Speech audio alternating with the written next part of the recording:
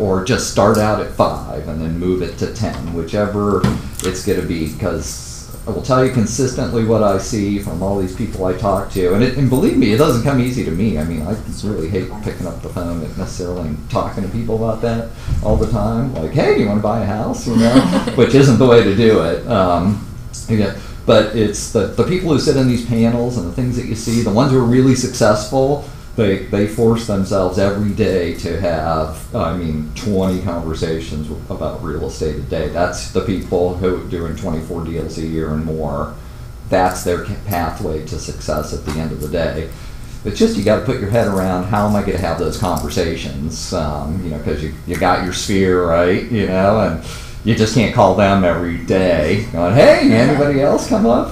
So. I said, when I first started, and this is a great tip from Tom, who I worked with, he had me start a monthly newsletter that I used Constant Contact to send out to people, because that can track like who you're sending it to. So, and you can do really slick looking email newsletters in Constant Contact. But it was a way to get my name out. So everybody that I had stored in my phone from all my years in previous business, I would send them out a monthly newsletter, because it gets your name and your face out there that this is somebody who does real estate.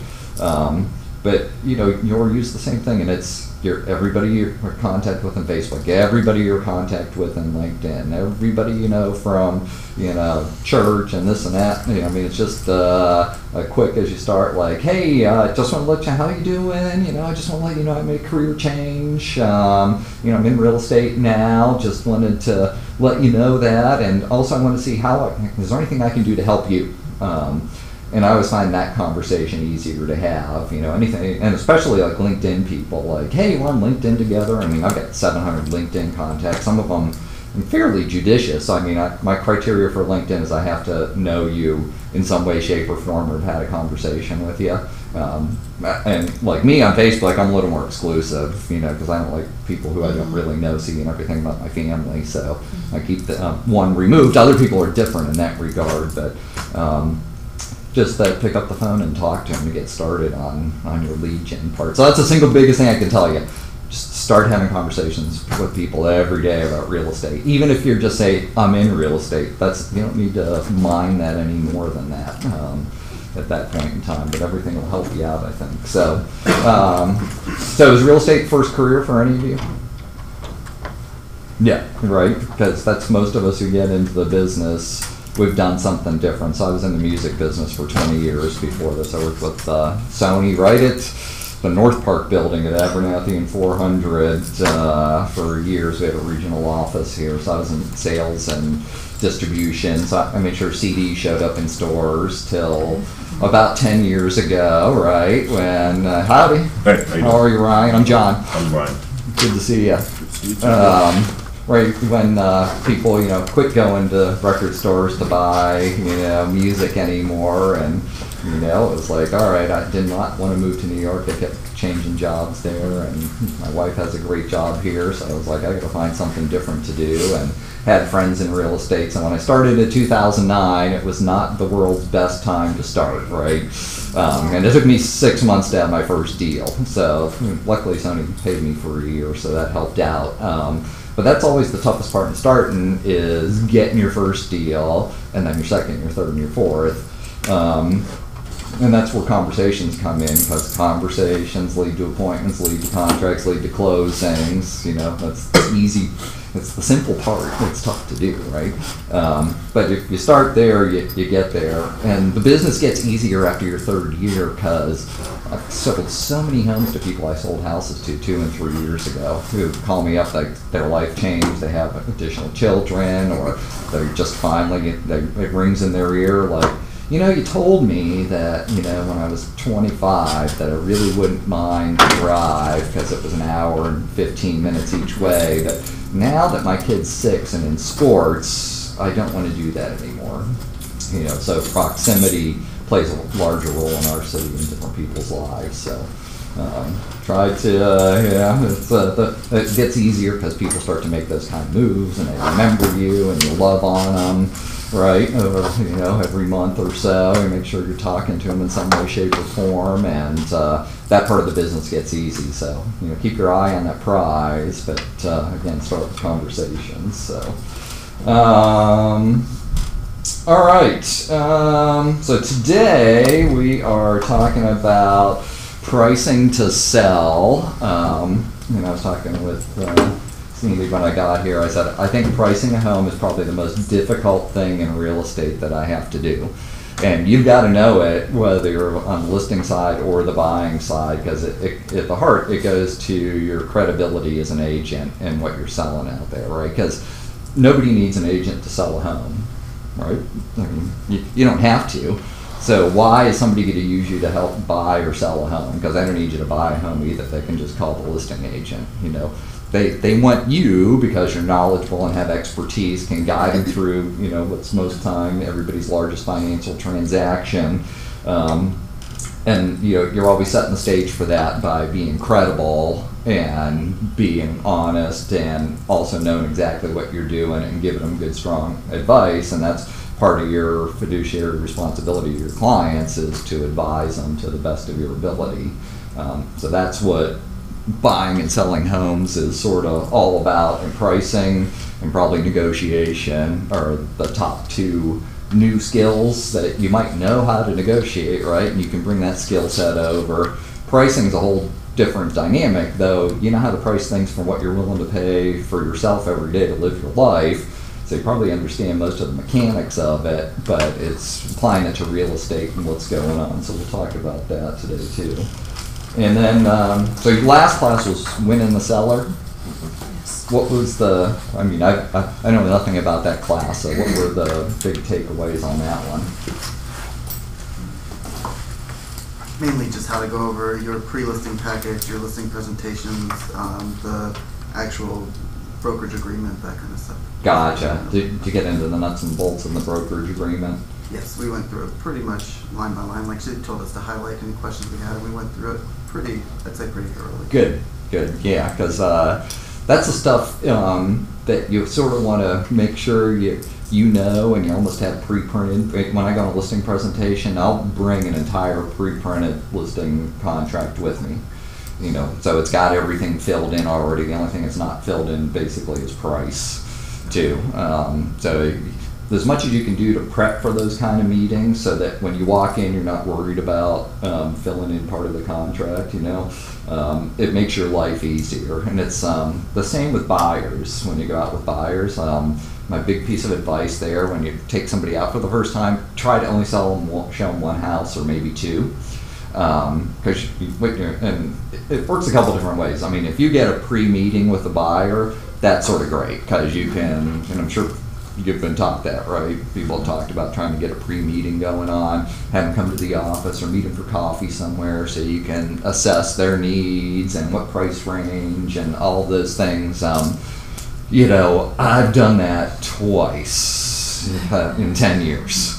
Because most of the time, if you get somebody like, hey, can I see this house today? And you're like, yeah, well, tell me, what are you looking for? Tell me about you. Are you pre-qualified? You want to make sure you're safe. So you want to make sure, like, you're vetting them out. So if you're going to meet them at a house. But real estate flies fast, because especially now more than it used to, because it's real competitive online. If you're getting any kind of internet leads at all, you don't really know who that person is, and shoppers are fickle. I did a lot of business on internet leads, because 2009, when I started in the business, RE/MAX used to force registration on their website. So there were a couple of us in the office that would field the internet leads. And so you get a lead and you call them and like, oh my God, I've been trying to get a hold of somebody for 3 days. Thank you for calling me back. I really want to know about this house. And it was like, woohoo, this is great. I want to go see it. And they would show up, and it was like called slow hanging fruit. And there was a lot of it.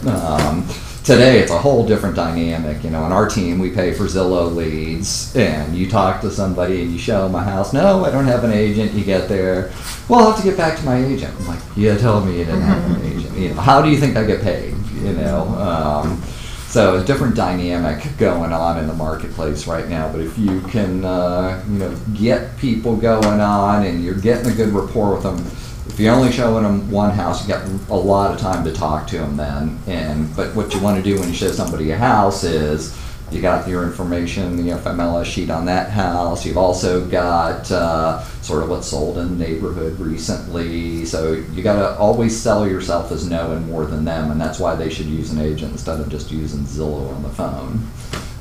And that goes to the first question, or the question that always comes up in every house you see with a new buyer, you know, if they really like it, is what should I offer on this house? You know, what is this house worth? Do you, before you even take them out to show them a house, do you have them pre-qualified first? I always ask them where they are in that criteria, you know, in that spectrum. Like, all right, have you talked to a lender yet? Are you pre-qualified? And I will let that conversation dictate what I do if I'm going to show them something or not. You know, it's like, well, no, you know. Or, you know, there was a lady who called me. She wanted to see a $3.5 million house in Forsyth County that sits on top of Mount Sawney Mountain, you know. And I said, this is great. I'd love to show you. And I said, listen, the seller requires that we provide them proof of funds, or, you know, a letter from a bank saying that you're pre-approved in this amount, you know. It's like, oh, okay. I said, all right. I said, well, you know, do you have that yet? She's like, no. I said, well, great. Just, you know, get that for me and we'll go set up an appointment, you know. It's like, I knew this wasn't going anywhere, particularly because there's a lot of people, and you're going to see it more down where you are than me up there, who want to go see the lifestyles of the rich and famous houses. So they just want to get in, and, you know, which is a waste of your time and the other people's time. So it just always sort of depends. But, you know, in general, it's how good is their story is my criteria if, you know, they're pre-qualified. But I'm always asking that question, you know, do you have a pre-approval letter yet? I have a question though. I mean, what percentage of people actually are financing a home? Because I've seen in my limited experience as a personal person, Yeah. people do, I had a condo sold, he paid cash. My mom came down, she paid cash, you know, because she's older and took equity out of her home. Yeah, so I'd tell you probably 95% of my deals are financing. still. Yeah, Okay. yeah.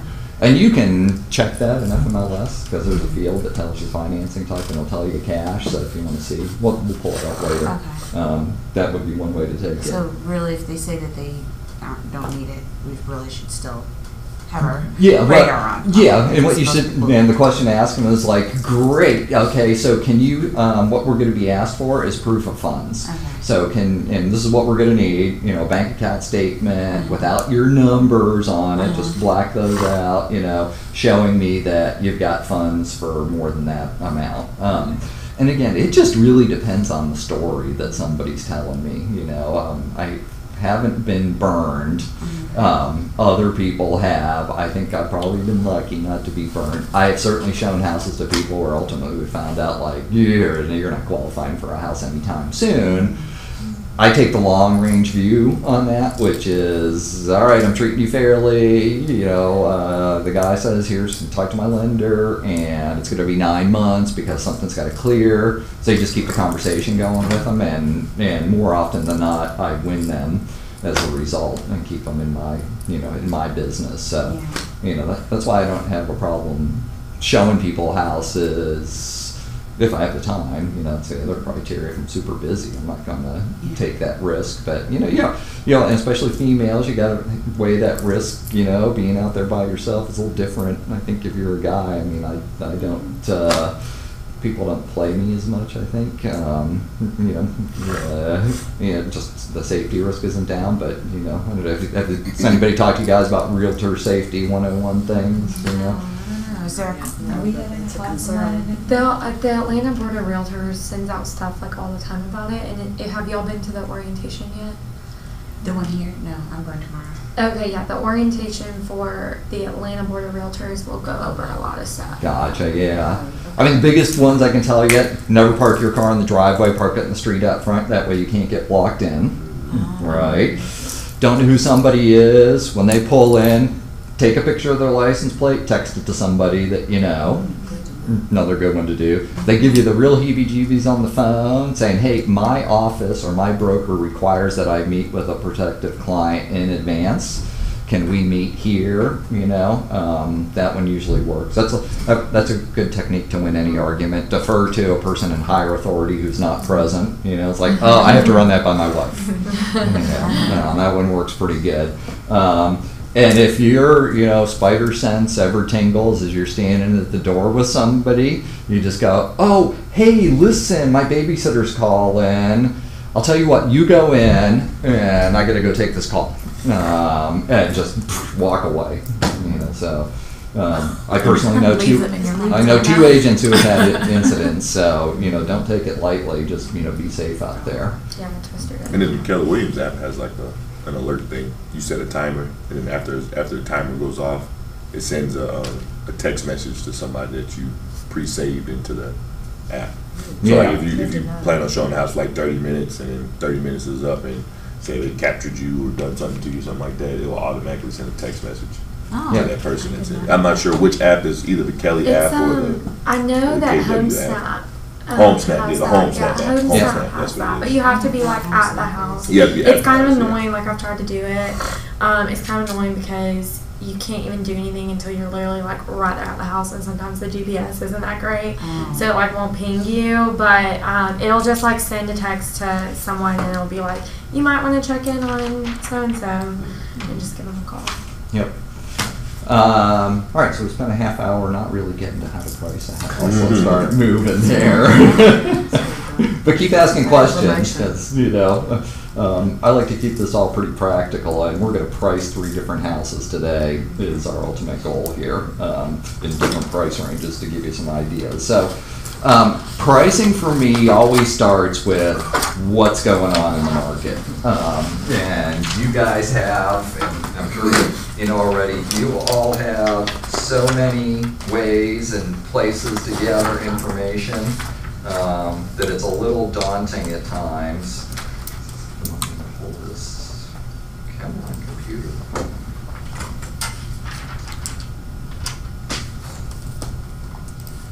There we go. There's tons of different places that you go for information, all right? So your office gives you this report that you've all seen, correct? Mm-hmm. Have you all read every, how many pages is this? 60? 52? Where do we get that? Where do we get that? All 52 pages. Your office sends this out to you once a month. Oh, I must have missed that. Yeah, because I don't see it. There we go.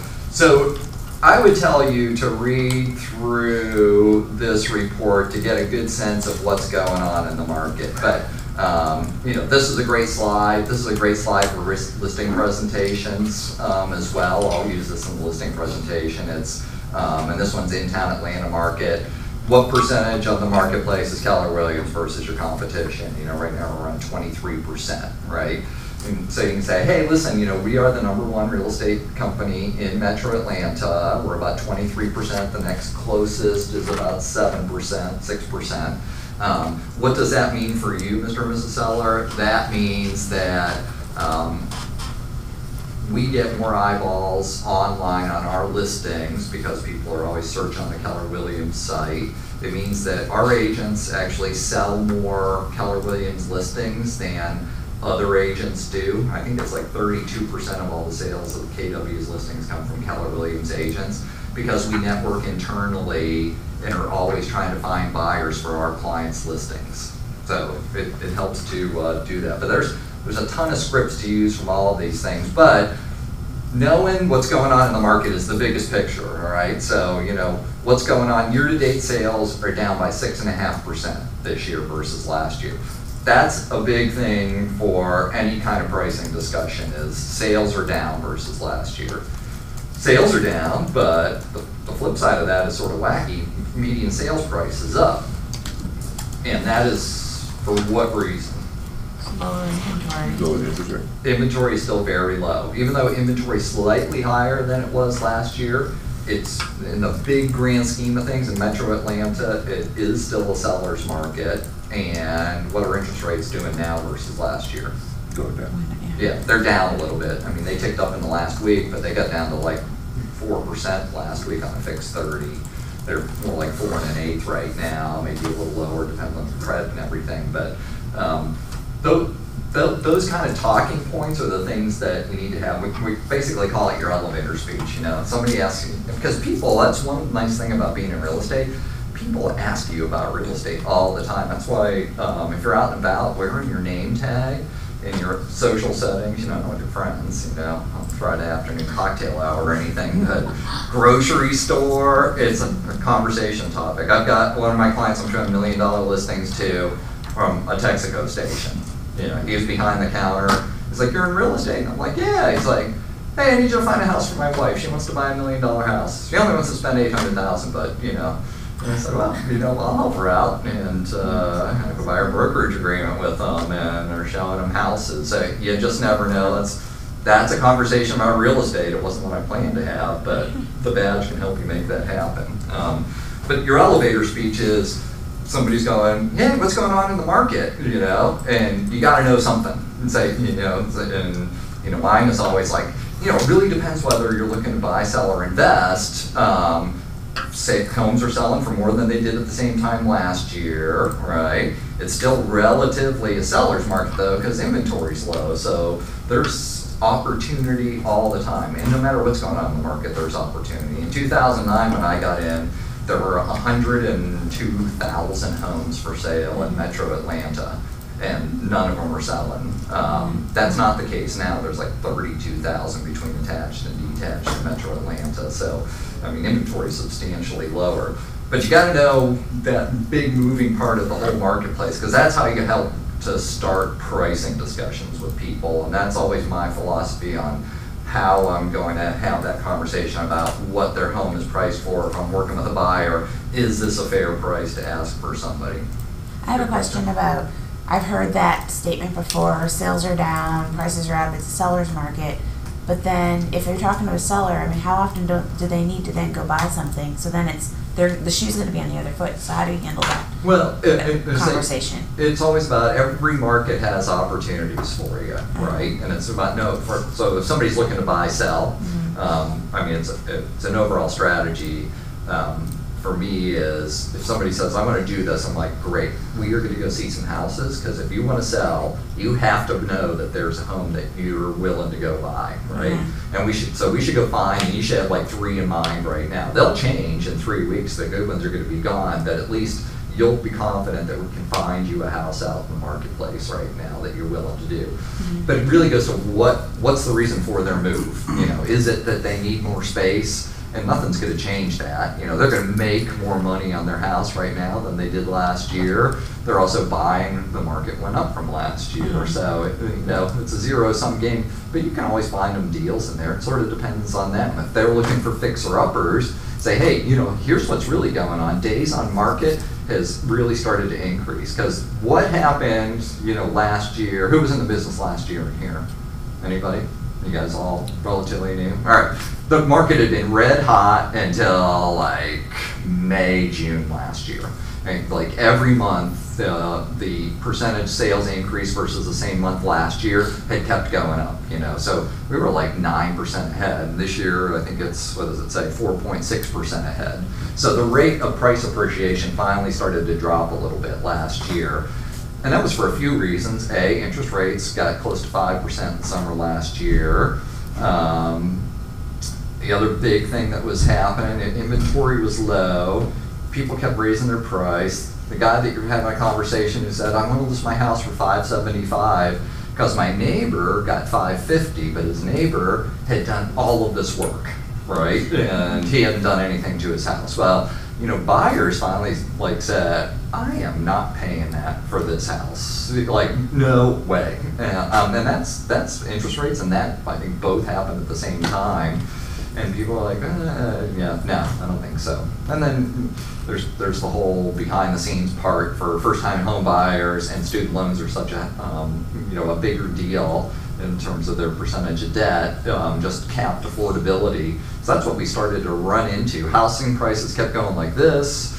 Debt was higher than it had been 10 years ago for people, and just that being able to afford things and what it was going to take to get into a house, it started to gunk up the market. The homes that had been flying off the shelves in March, April started to sit in June, and people said, I'm not doing that. So, but I think it always goes back to what's the prime reason for their move dictates sort of what your conversation's going to be with them. And it's a supply-demand driven marketplace. This one, supply of listings, oops, I guess that didn't. That chart, I have it in this handout too. Supply remains in a seller's market, but you really started to see it by price point too, and we'll get a little bit into that as we move along here. So when you're we're following along page 5 in your book if you want to follow along. Know your market stats. So your office provides this to you, which I think is a fabulous tool to use it. What you've got to figure out for yourself, though, is there's like 1,000 different ways and pieces of information that you can draw on in real estate. So that report is one place to go for information. The other ones that you should really be aware of, and we'll start looking at this handout that I gave you, is I really like this report. It starts off with DeKalb County, right? Because you can pull this in a lot of different ways. And this is in FMLS and Matrix. So when you're on your first page in Matrix, you'll see this thing somewhere, FMLS InfoSpark Stats, okay? Go to the bottom where it says More Stats. You'll find this in here.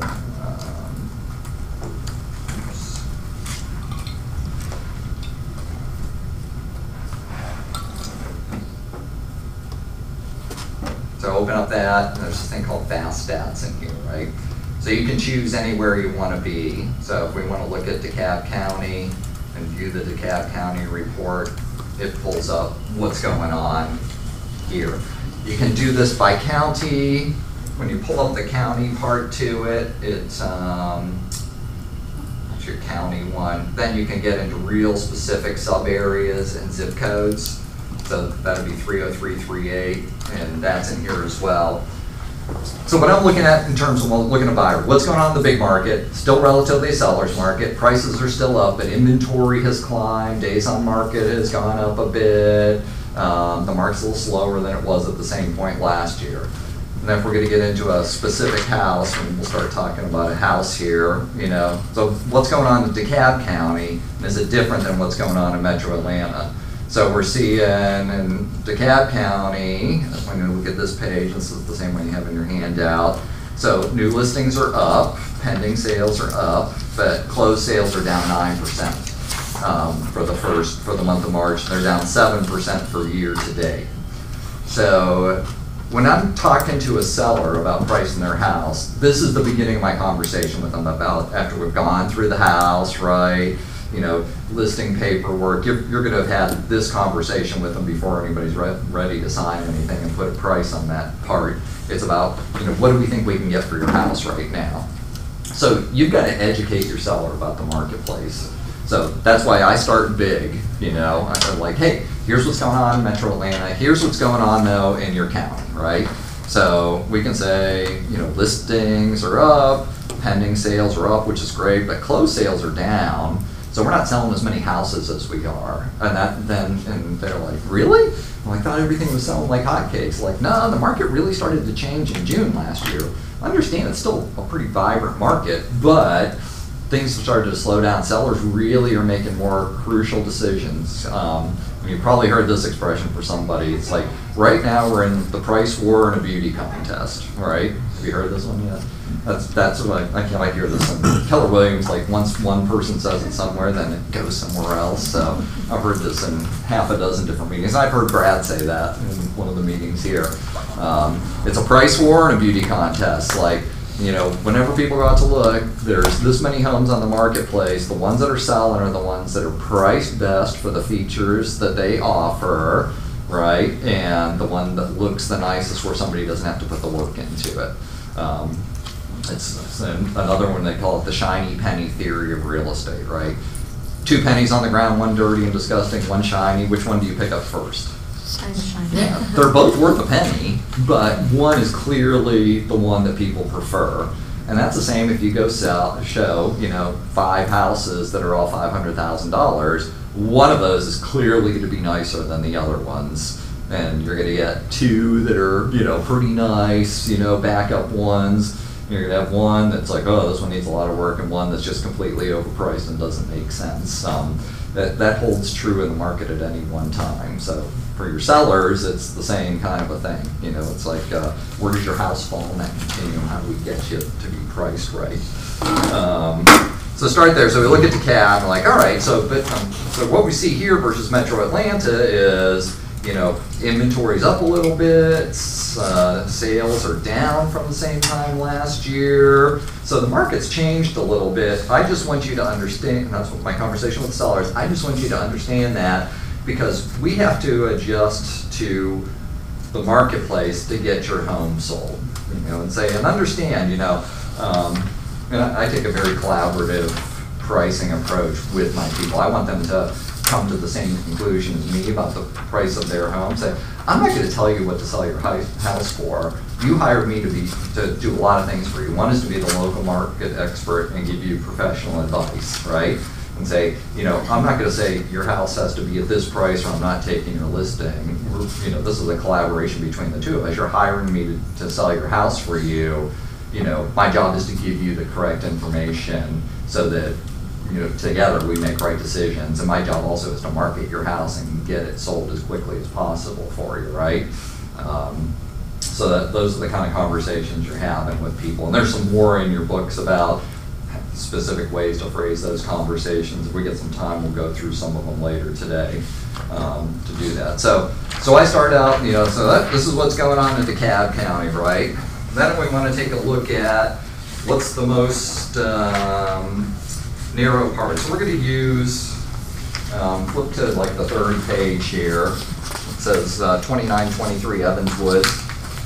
We'll start doing like how I would go about pricing this house for you.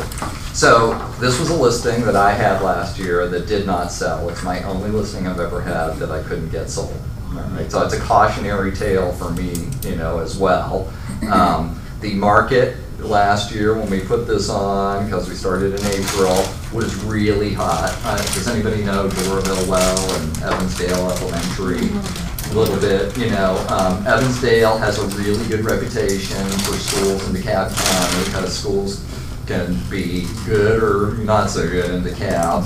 Same with most places. So, you know, I always tell people in pricing, what you always have to think about is what's going to drive a buyer to look at this particular house in an area. And this is where the essence of pricing for me comes in, is what are people focused on in that particular area that's going to get the most buyer eyeballs on a house. You know, why would somebody buy this house and not look 2 miles away? You know, what's driving them to this location? So in this particular instance, I know it's the school district because I helped this guy buy this house a few years before.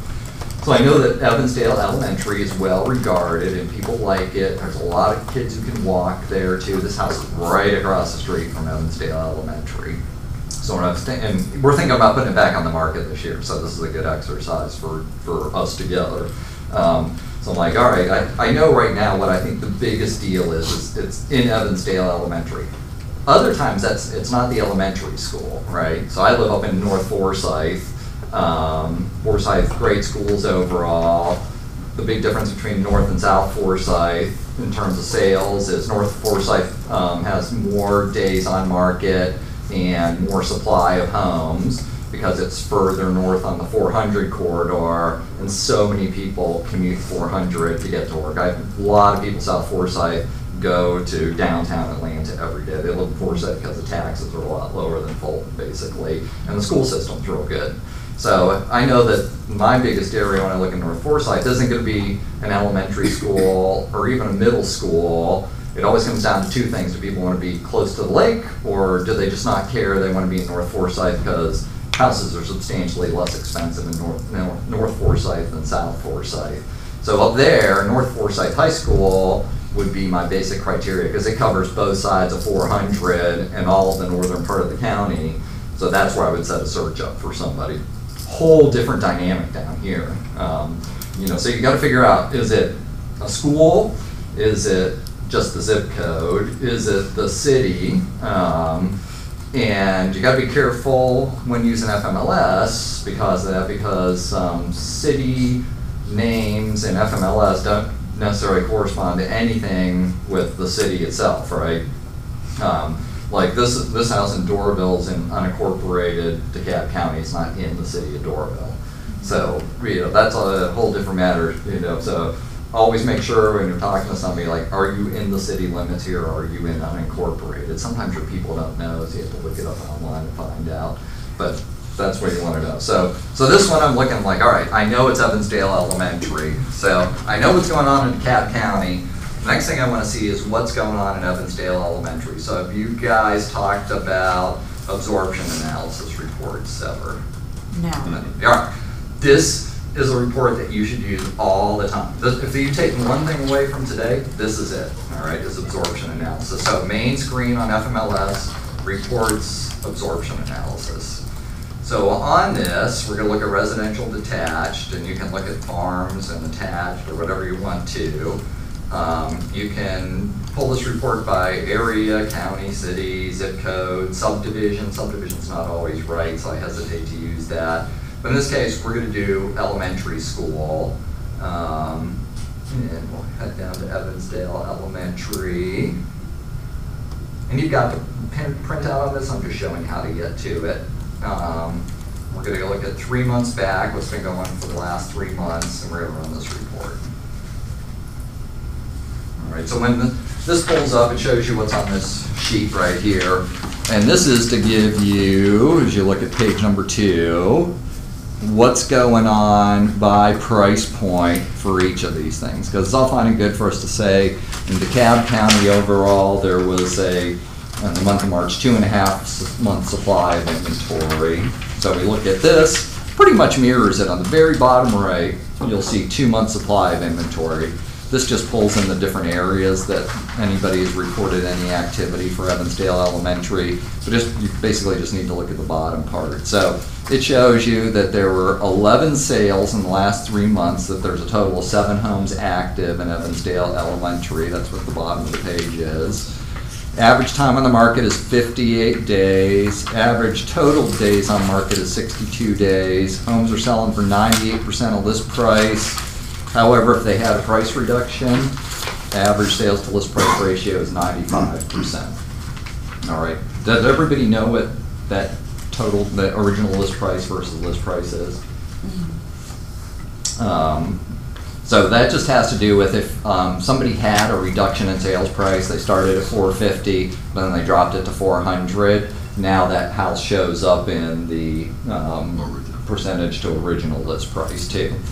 And just seeing how that works. So if you take a house, starts at 400, then it goes to 425, then it goes to 400, then it goes to 375, and then it comes off the market because they lose faith in their realtor, so they decide to switch companies, right? And then they relist a week later with another company. It still picks up all that data. When it gets to 31 days, it doesn't pick it up anymore. So the original list price data goes right out the window if it's more than a 30-day gap in FMLS, just as an FYI to you. Same thing in Zillow, when your clients are asking like, oh, this thing was listed previously, it says that it's been on the market for 322 days. If the listing comes off the market for more than 30 days, Zillow resets their counter as well. So insider tip for you there. I wanted to ask you too, I've noticed, is there a way for us to restrict public seeing all the price history? Because for a while I used to see it all on homes before I was an agent, and now I don't see it as much. It's that 30-day gap. Are you talking about in Zillow? Yeah, because if you see a house, you say, Yeah. oh, it was listed 40 times last year and they dropped the price $100,000, and you go, I'm going to go in and make, Yeah, versus if it yeah. looks like it's a brand new The only listing. way is just time. Okay. Yeah, if it's more than that 30 days, or it gets to 31 days, then Zillow will wipe out the previous history. It just picks up the new listing information then. But if it's in the data feed, it keeps it as long as it had that same number. Right. Does it keep the same number, FMLS number, or does it get assigned a new number? You would, if it's another agent who picks up the listing, then it's a brand new number because it's a new company. You can also, if you have a listing and you're like, let's take a break from the marketplace, you let that number expire, you re-input it with a new number, and you would get a new FMLS number. People used to do that because in the data feed, anything you do right, if you set somebody up on a client portal, so they're seeing listings from you, it's always showing you the new ones that come out if you have them set up every day. So whenever you change a price, they would get it resent out. So that's why you'll see people go from 400,000 to 399,999 because it sends it back out again to people who have portals set up. And Zillow does the same thing. If it's a new price, then it puts it higher in the data feed that people see.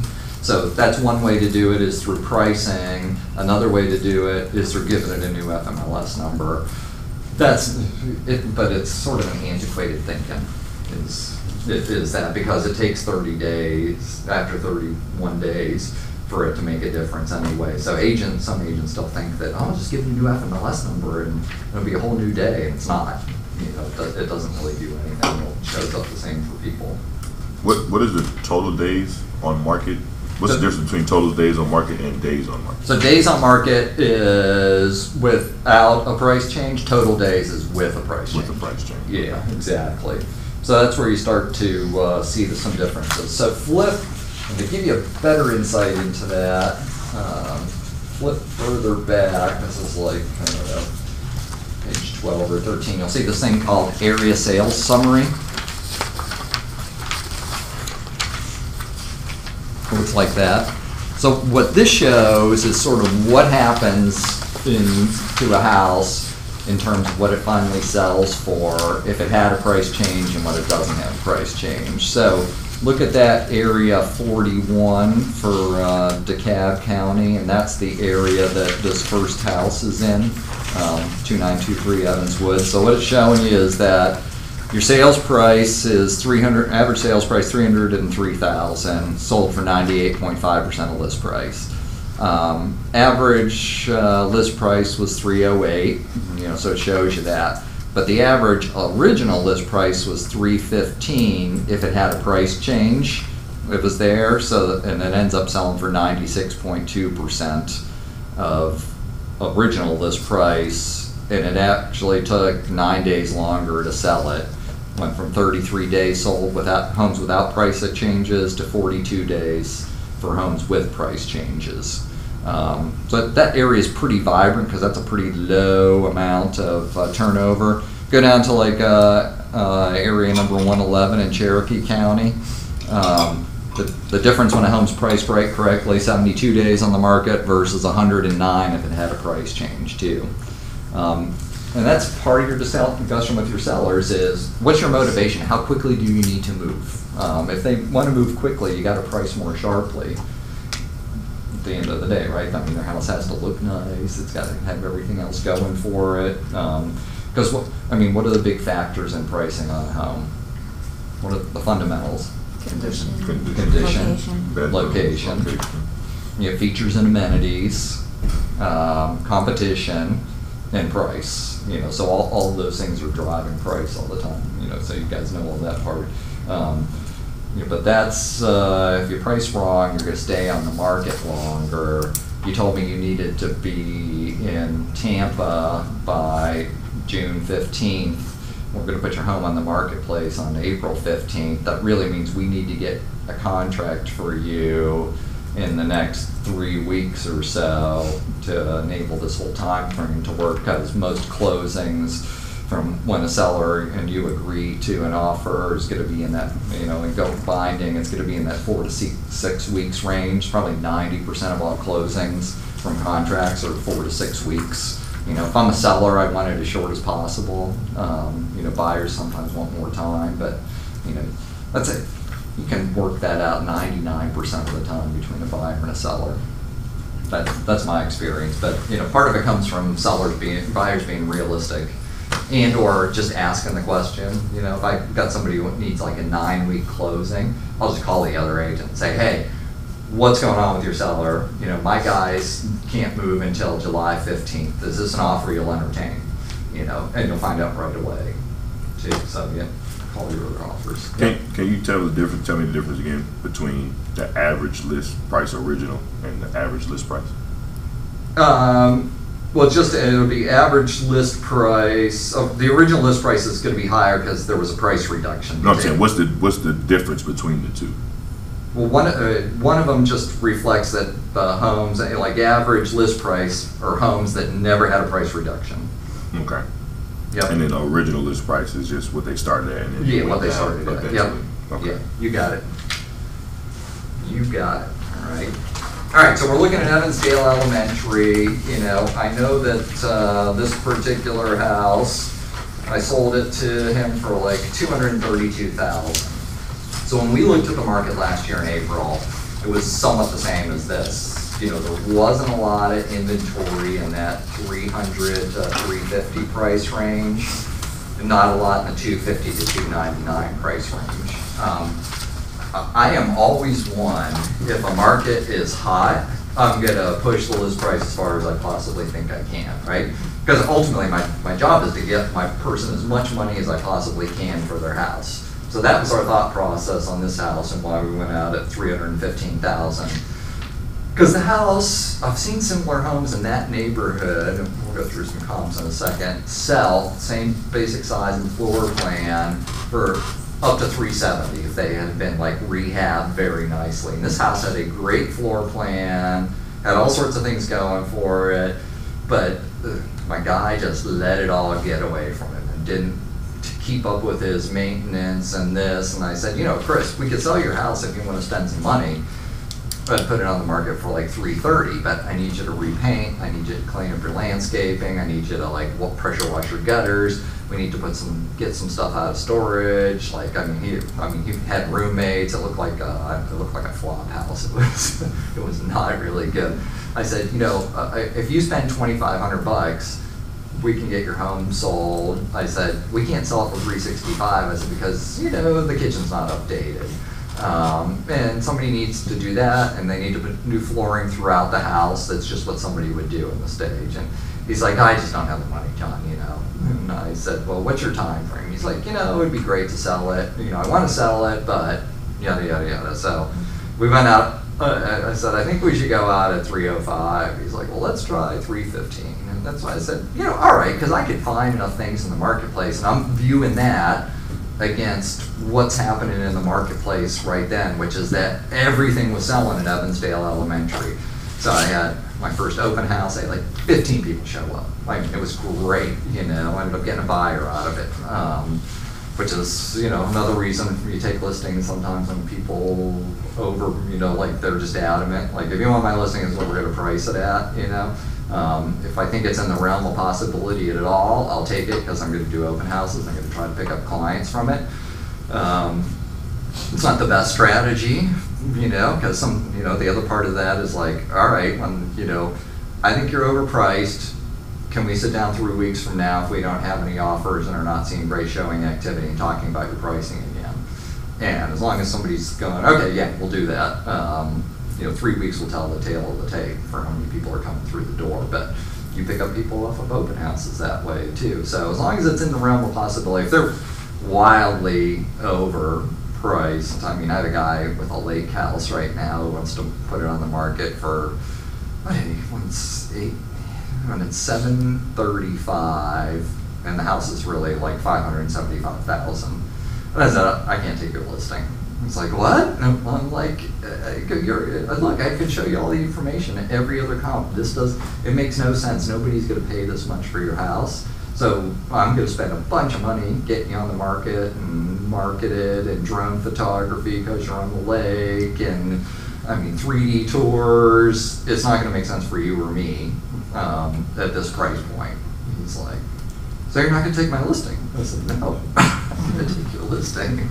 I said, I mean, I'll bring you a buyer, I think we can get it sold, you know, I'm willing to, you know, go into like, you know, 610. I said, or I'll tell you what, why not, if you wanna pay for a appraisal, I said, I'll reimburse you for the cost of appraisal at closing out of my commission. He's like, well, I said, you know, you think it's worth this, I think it's worth this. I'm gonna pay for it when we sell your house. I said, but you know, you could be doing yourself a disservice to put your house on for that amount of money, because you're not gonna get your house sold right now. I said, you know, I'm not trying to be the bad guy, I'm just telling you what's selling in the marketplace, but more importantly, what other homes on Lake Lanier in this area have not sold. And I said, so let's go through this list and see where they're priced and see how your house compares to each of them. And, you know, we did that. And he still waited. He's like, no, I got too much value here. I'm not going to sell for that. And I go, well, yeah, fair enough. You know, so sometimes you just got to walk away if it's too weird for you, too. So, but going into this stuff, this is all about what's happening in this marketplace right now. This is a little blip. I mean, there's only 3 homes for sale and 2 that are active, and 300. So it's tough to make when the numbers get that small.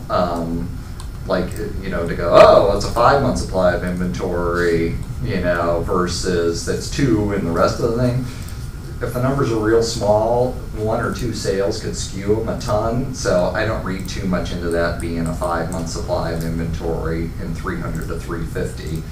It's still a good sales market on either side of that. There's a 1-month supply, and the other one, there's a 0-month supply from 350 to 399. But this is really the most invaluable tool in pricing that you can use. You know, what's going on in the big marketplace, what's going on in the specific marketplace that's going to drive sales for this home as well. So knowing this, and knowing, I'm a little confused about what this is actually telling us. I mean, I see a lot of clusters.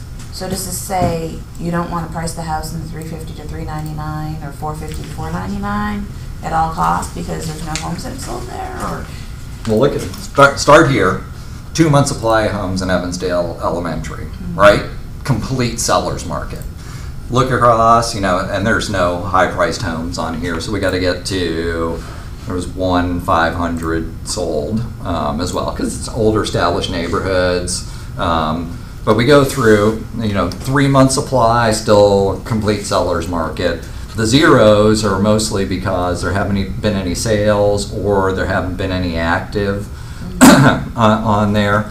This one, so we've got 3 sales, we've got 1 active, we've got a 1-month supply of inventory. And again, this is over the last 3 months. So this is capturing sales over the last 3 months. So there were 2 sales in the last 3 months in that 300 to 350, and there's 3 on the market, but there's nothing below it. So what I'm saying, when the numbers are this small, don't read too much into any one of them when we get into the 3s and 2s, sorry. If you flip through a few more pages, you'll see a different one of these for, well, don't look at the one in Vanderlyn. We'll get that one. There's the one on, here for, Soap Creek? yeah, look at the one for Soap Creek Elementary, where you're just going to see some more sales and actives and different price ranges too. Gives you a more thing. So if one of these stands out, you know, like if you look at the Soap Creek one, as you go down, you see when you get into that 350 to 399, you get 2 months and 12 month and a 9, and a 3 to 3 to 11 to a 9. I just try to look at, you know, does one really stand out and what's the reason for it standing out? Most of the time you're going to get more things in here, but because I'm really drilling into specific houses, the numbers are going to be small. But big picture, especially in Evansdale here, is that it's a complete seller's marketplace, right? So knowing that's going to influence some of my decision making on what's going on, as well as what's happening in the broader market. last year at this time, the broader market was prices were going up, inventory was going down. Different marketplace right now, so that's going to influence what we would sell a house for. So this is when I'm talking to people. I started with that DeKalb, like, hey, here's what's going on in DeKalb. This is what's going on in Evansdale Elementary right now. Now let's take a look at where your house fits in to the whole grand scheme of things. And that's where I'm going to go back over, and I'm going to look in Evansdale Elementary about what's on the market and what has sold recently.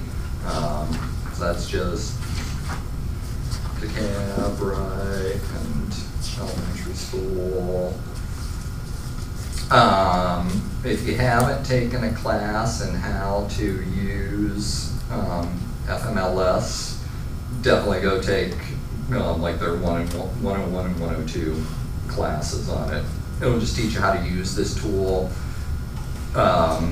It's the single best way to be able to find homes and to target searches for people and try to pull them into your universe versus the Zillow universe. I mean, that is fundamental key for me for buyer success, is to become their information source. And they're going to use Zillow still, but I want to get them set up on a search so every day I'm sending them stuff that they can look at and that they're seeing the things that I think are the most important for them to see out there.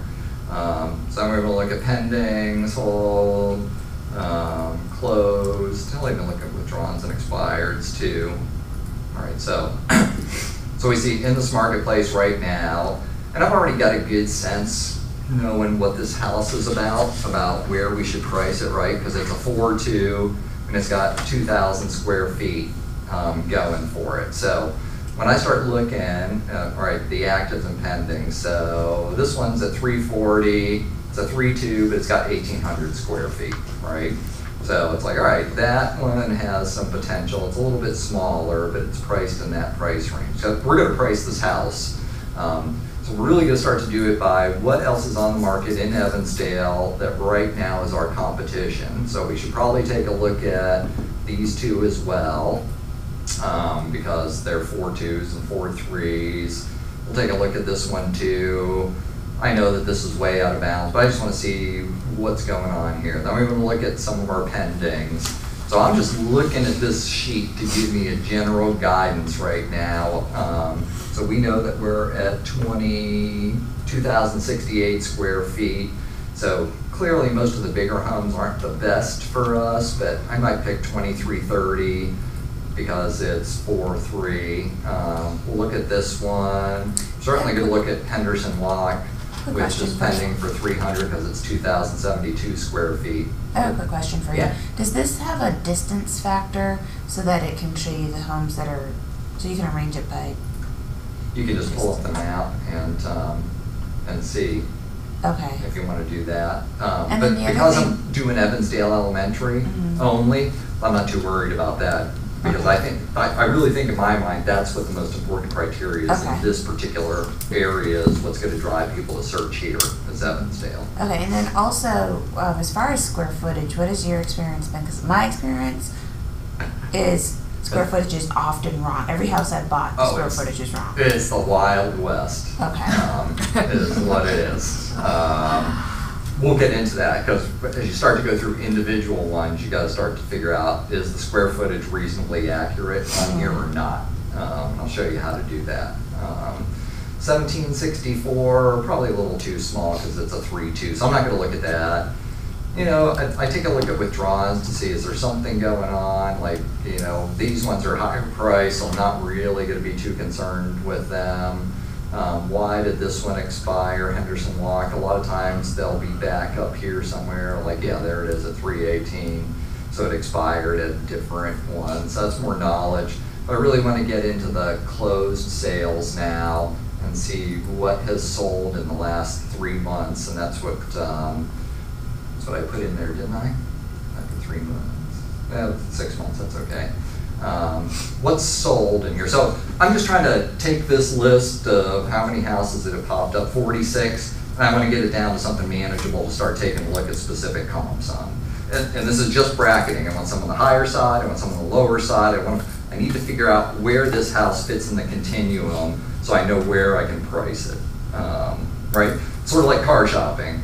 You know, it's like, all right, I can spend, 25,000 or I can spend 40,000 because, my monthly payment will be this, I can put a little bit down more, so I'm gonna look at cars from 25 to 40,000, you got to figure out where you're going to be. And if you're trying to say, what's the car that delivers the most bang for my buck overall, it's the same similar process in everything that you do. That's why I said you know a lot about pricing because you do it all the time. You're always making decisions based on it.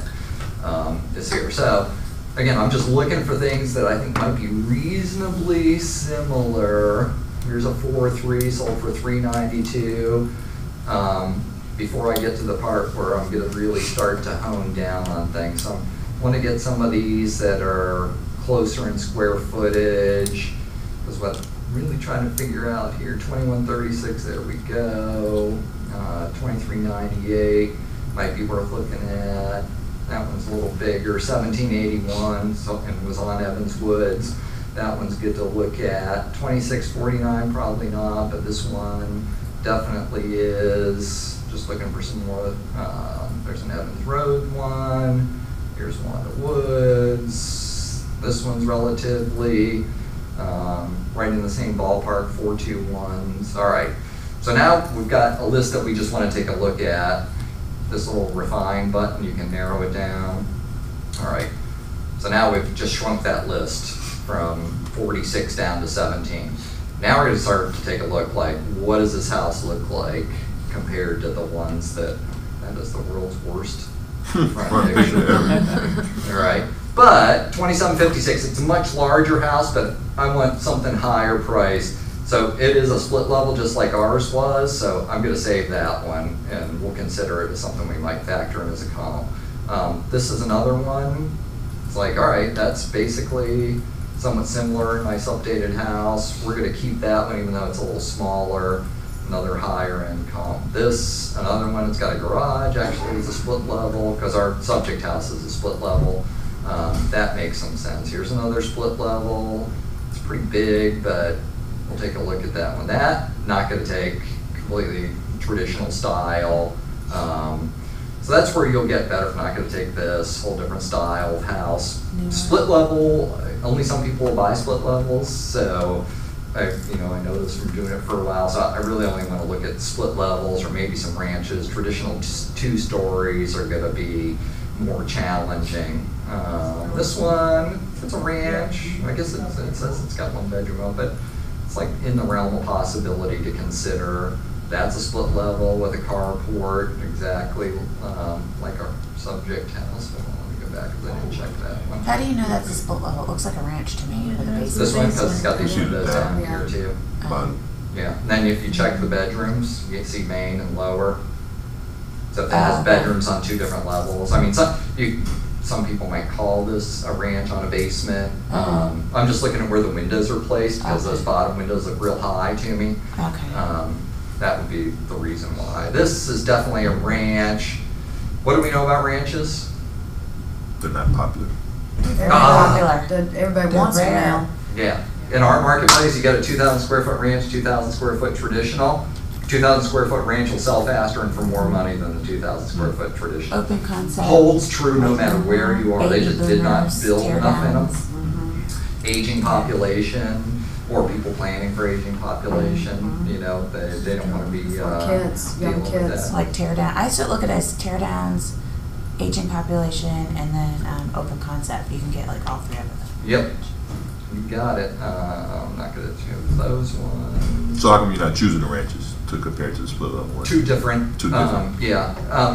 I mean, if I have to, I will, but I'm finding enough in here. But I mean, people who would consider split levels, like people who only be on a ranch won't consider split levels.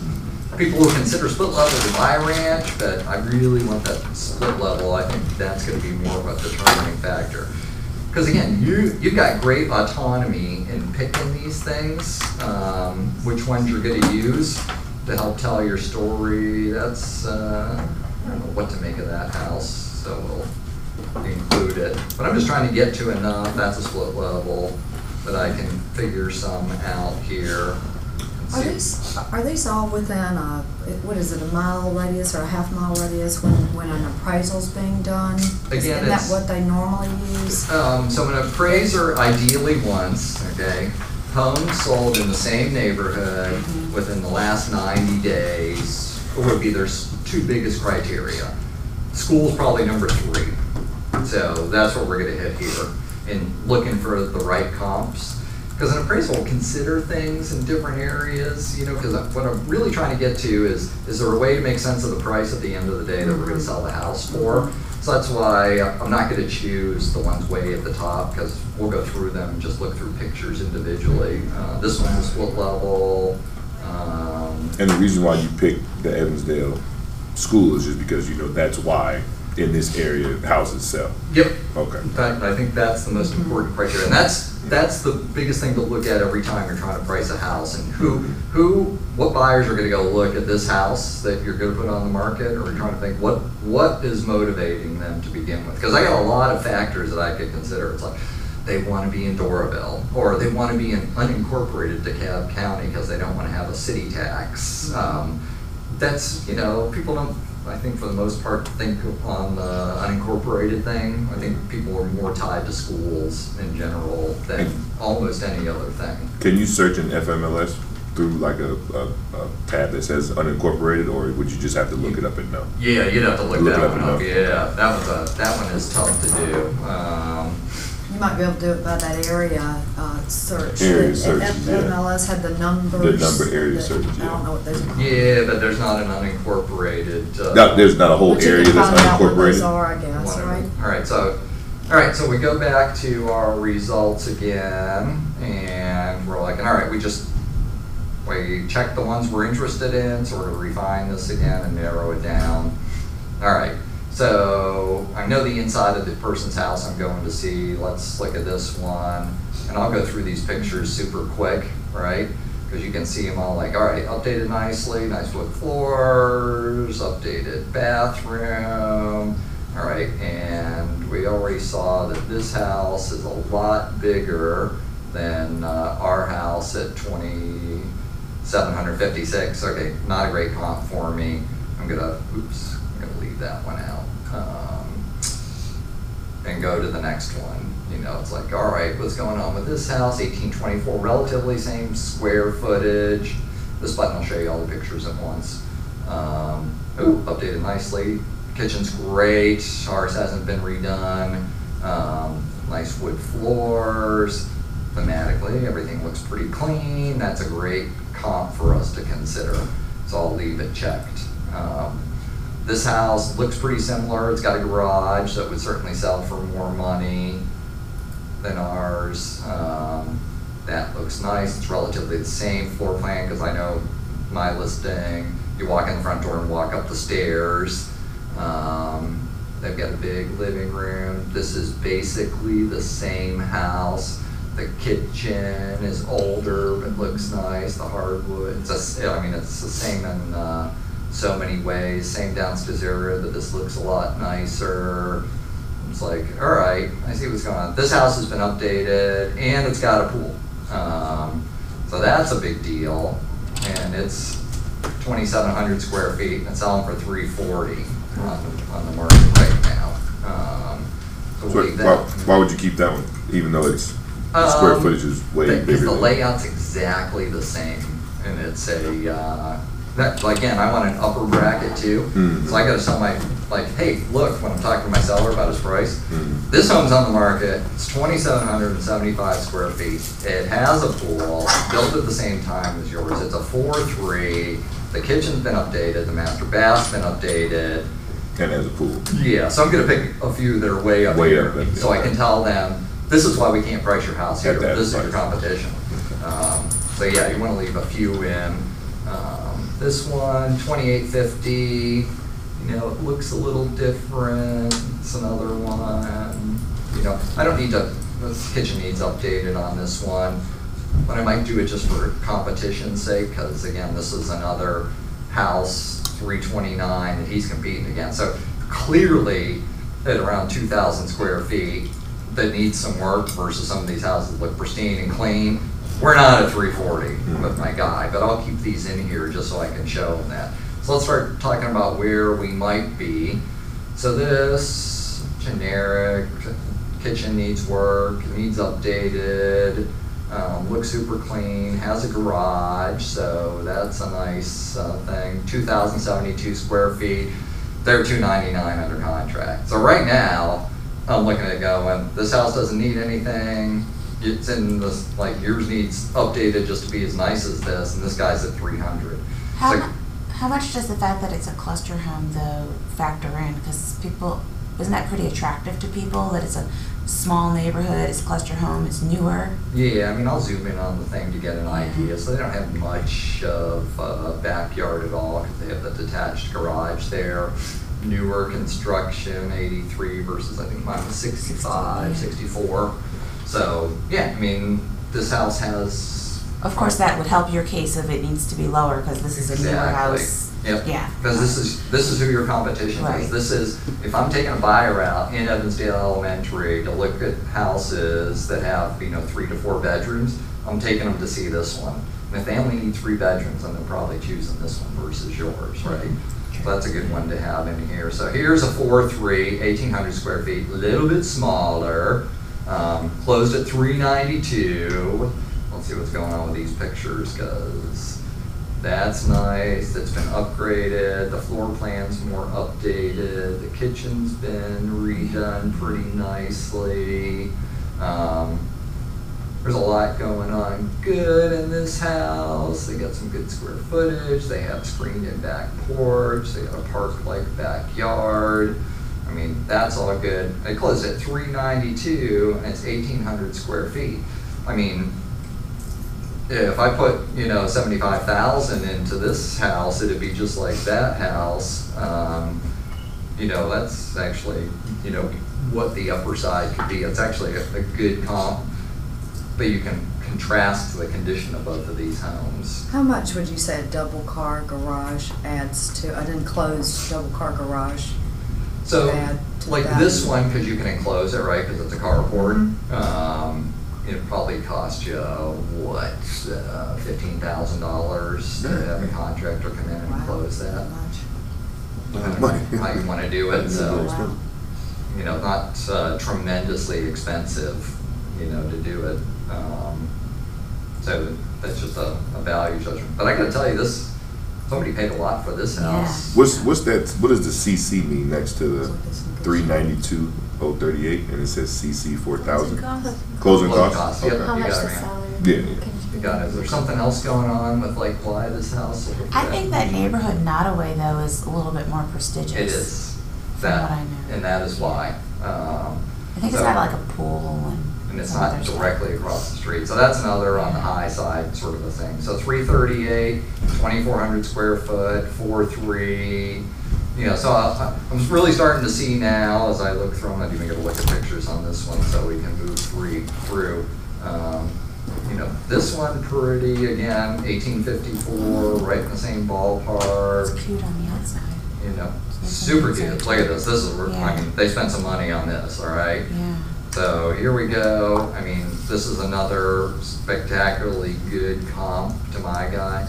I might at the end of the day show him 5 homes out of this list that I'm going to choose to do my price, but I'm going to look at this many so I get my head around what's going to happen pricing wise for him. They closed at 290,000, 4.2, 1,854 square feet. That's probably the upper limit of what my guy's going to get. Where's the days on the market on this one? Is that the bottom? Days on market. So it went on market 27. 10/23, 11/19. You can always take a look at the little clock here. Tells you Wow. 9/26 and sold in less than 2 months. That's where they But they ended took a up. pretty big price decrease. Yep. Okay. So yeah, another good comp. So I'm starting to look at all of these things because you're considering all this stuff together as you look through this. What's the condition of the home you're looking at? And when you don't know the home, right? Like I know this home, so it made it a little easier. But when you don't know the home, you got to try to ask a few questions before you even go in. with the pricing discussion on the listing side. It's like, okay, how many bedrooms, how many bathrooms, you can pull all that part in the tax record. Always go in and see if it was on the market before, type in the address, as you're talking to somebody, if they're calling and say, hey, we want to talk about our house, and say, great, what's your address, and, have you been for sale anytime recently, when did you buy it? So, find out, what, have you done any updates? As much as you can get your head around helps you to start this bracketing process before you walk in the door. If I had never seen this house, I would have done all of this before I walked in the door, so I know what's going on in the marketplace, so I have a price range in mind. And there's two ways that I'll handle it when I'm talking to somebody. It's like, okay, some people just really want to pin you down on pricing. And sometimes your marketplace from the comp so well, particularly if you're in a subdivision. I get into these subdivisions, Forsyth County, that are 150 homes, and there's been 15 sales in the last 3 months, and they were all built in 2011. It's pretty easy to figure your value out in that regard, especially if they're all on slabs, for example. Super easy to go, all right, yeah, this is you're going to fit into this slot based on your square footage, number of bedrooms and bathrooms. Look at the map, see what their yard's like versus others. Are they on a cul-de-sac? They'll sell faster and for more money than if it's on the main street coming into the neighborhood. What does it back up to? If it backs up to green space or field, you're going to sell for a little bit more. So you look at everything that you can possibly pick up beforehand. So when you walk in, you have a price range in mind. Occasionally you walk into houses you just can't tell. I've got a listing appointment coming up for a house that expired that was $3 million on the lake. Good reason. They have a helicopter pad. Just to give you an idea. And a separate detached caretaker garage. Really difficult house to get a bead on. Before I walk in the door, I can see all the pictures and everything, but we're going to go talk to them about getting a new appraisal just to see what's going on in the market and how it pertains to that kind of a house. Most of the time, I just never do appraisals. That's why somebody hires you. But odd houses, particularly on acreage, those would be good reasons. And I just always say, listen, your house is very different. You have an individual kind of house, something special in the marketplace. I think for guidance purposes, it'd be very important to get an appraisal. I will pay for the appraisal at closing. So happy to do that, and we will have it as a guide to help our pricing strategy. But sometimes we place right below appraisal, like $1,000 less, and then we market it as price below appraisal. But 95% of the time or more, I think I've only ever done appraisals twice. And the one was my nephew, my wife's niece and her husband. And he's an engineer, and he's like, well, we got to get an appraisal, put it on the marketplace. So I said, no, we don't. He's in downtown Alpharetta. I said, we'll be fine. We don't need an appraisal. No, I want to get an appraisal. I said, okay, get an appraisal. And so he did, and the appraisal came back at $175,000. And this was 7 years ago. So he said, all right, give us a couple months, we want to do some things. So 3 months later, he's like, all right, we're ready to put the house on the market. What are we going to put it on for? I said, $199,000. If you want to move quick, if not, we'll put it at $209. He's like, what? The appraisal was $175. And I go, the market is completely different, And they got the appraisal in December. It was the end of March. Alpharetta had heated up. They were in the prime time zone for places to be. So I said, we can just throw that out the window. I can get you this much. We'll have an offer for you in 3 days. And he's like, I said, trust me. He said, okay. And we did. We had an offer in 3 days and sold for $2,000 more than asking price. So, so appraisals, in general, I think that's your and my job to be able to do this and suggest list prices. But odd properties get appraisals for.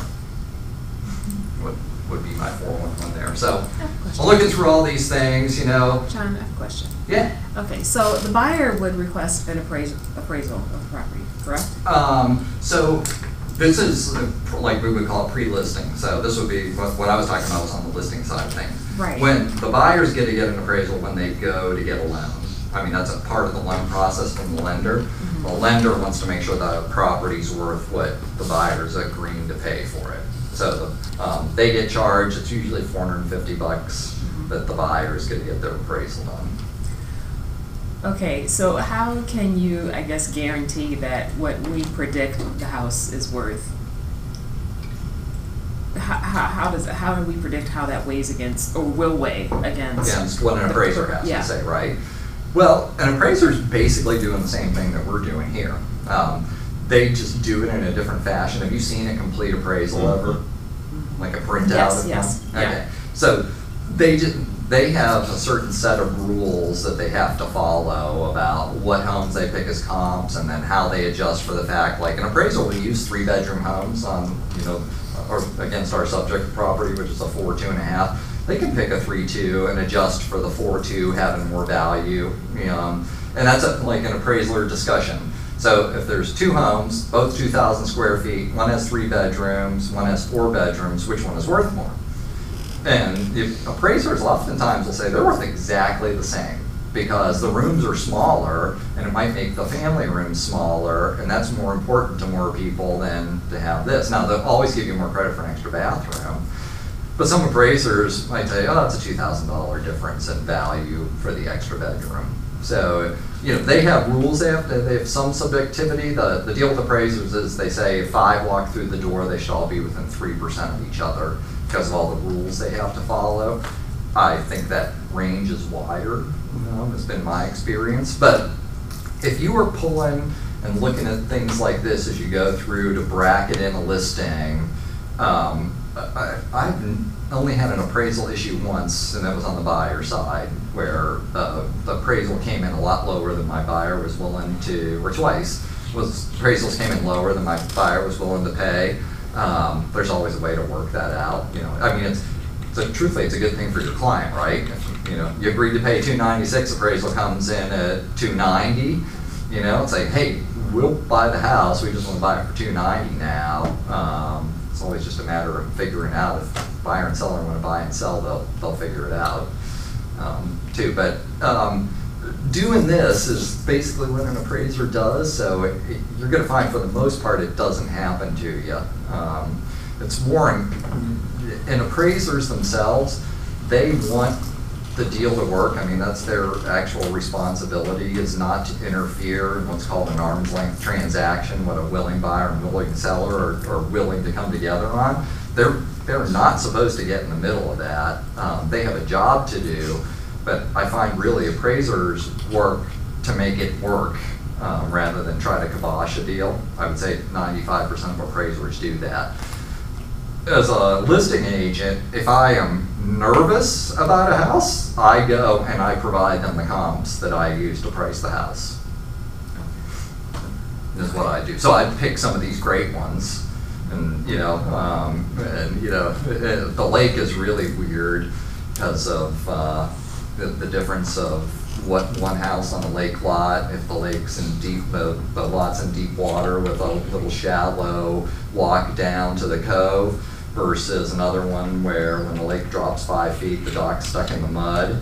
You can have huge valuation differences.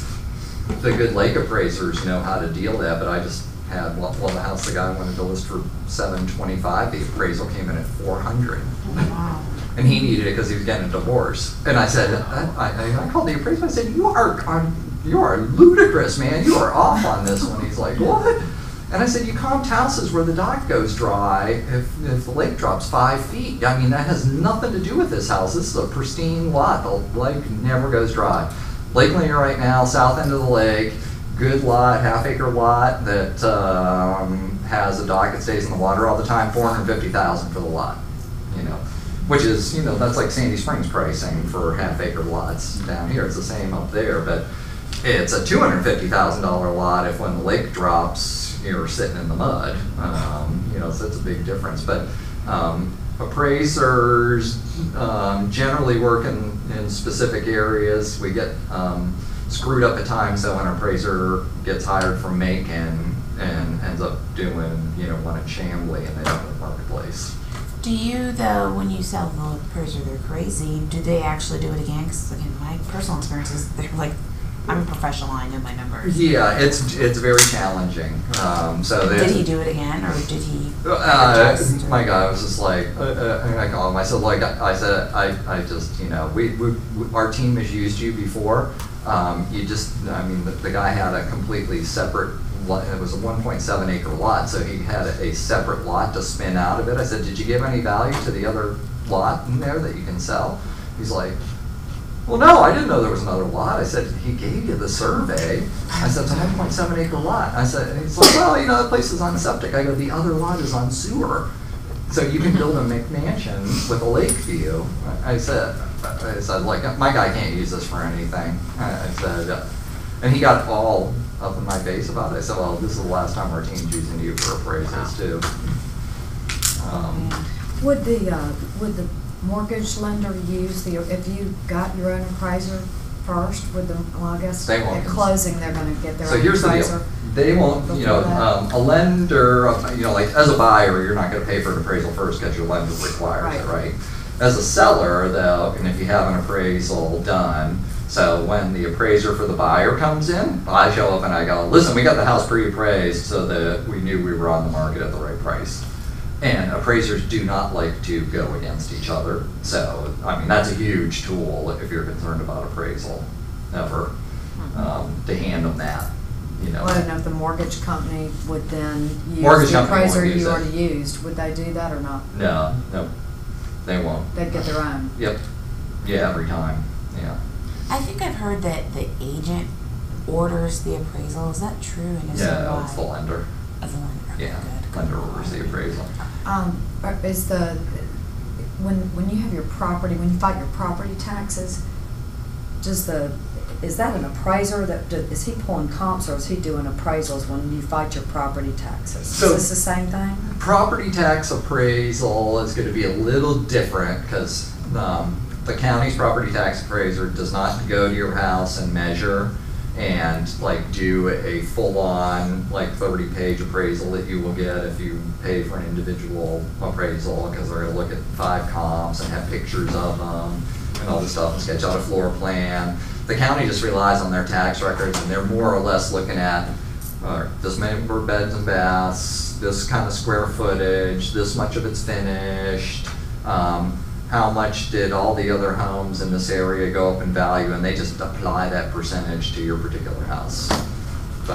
I'm helping a client out right now who's like, they appraised her house at $415, and I'm like, so your same house sold last summer for $367,000, 8 doors down, same square footage, same number of beds and baths. They valued theirs at $367, they valued yours at $415.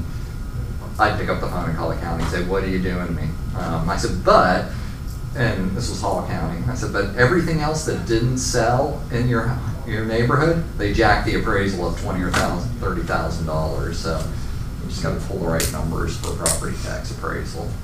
But they're going to listen to this. I mean, is this where they get the information from? Just out of curiosity. They pull it from their own county records because they'll see, you know, like we only see on here things that were ever listed in the MLS. If you go into Realist, you can pull everything else, but you know, and take a look. That's what the county's looking at, is the overall tax side. And counties do things for different reasons. The county might say, we need more money, so we need to raise everybody's property values up because they don't want to change the millage rate because they couldn't get that passed. Or they leave your property values and they change the millage rate so they get their money that way too. You know, and Atlanta, Fulton County in particular is the worst because their property tax digest is whacked. And they've had lawsuits, so they haven't been able to raise people's who's clearly up. And I used to live in Fulton as well. So I'm going through all of these. I mean, that's it. I mean, I'm bracketing this in. I'm looking at this. I'm really looking at these ones that sold. This is 284. You know, this house is really in nicer condition than mine. I'm going like, yeah, at the end it's a nice yard too. Like, all right, I think we got to start at the very low end of the spectrum here when I'm looking at pricing and what's happening here. We got 11 comps picked out. You know, the least expensive one sold for $280. How are we at? This is a 3.2. All right, that house is ugly as all get out. Yeah. Oh, Okay, so I think my house is better than this one, actually. All right, so that's good that I've got that going for me. Same square footage, 421. It sold for 280. You know, I'm looking at the one before it.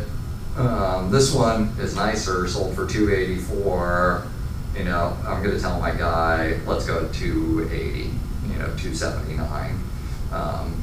That's my conversation with him, and this is what I'm going to show to get there. So, you know, I mean, I literally walk in the door when I'm doing these things.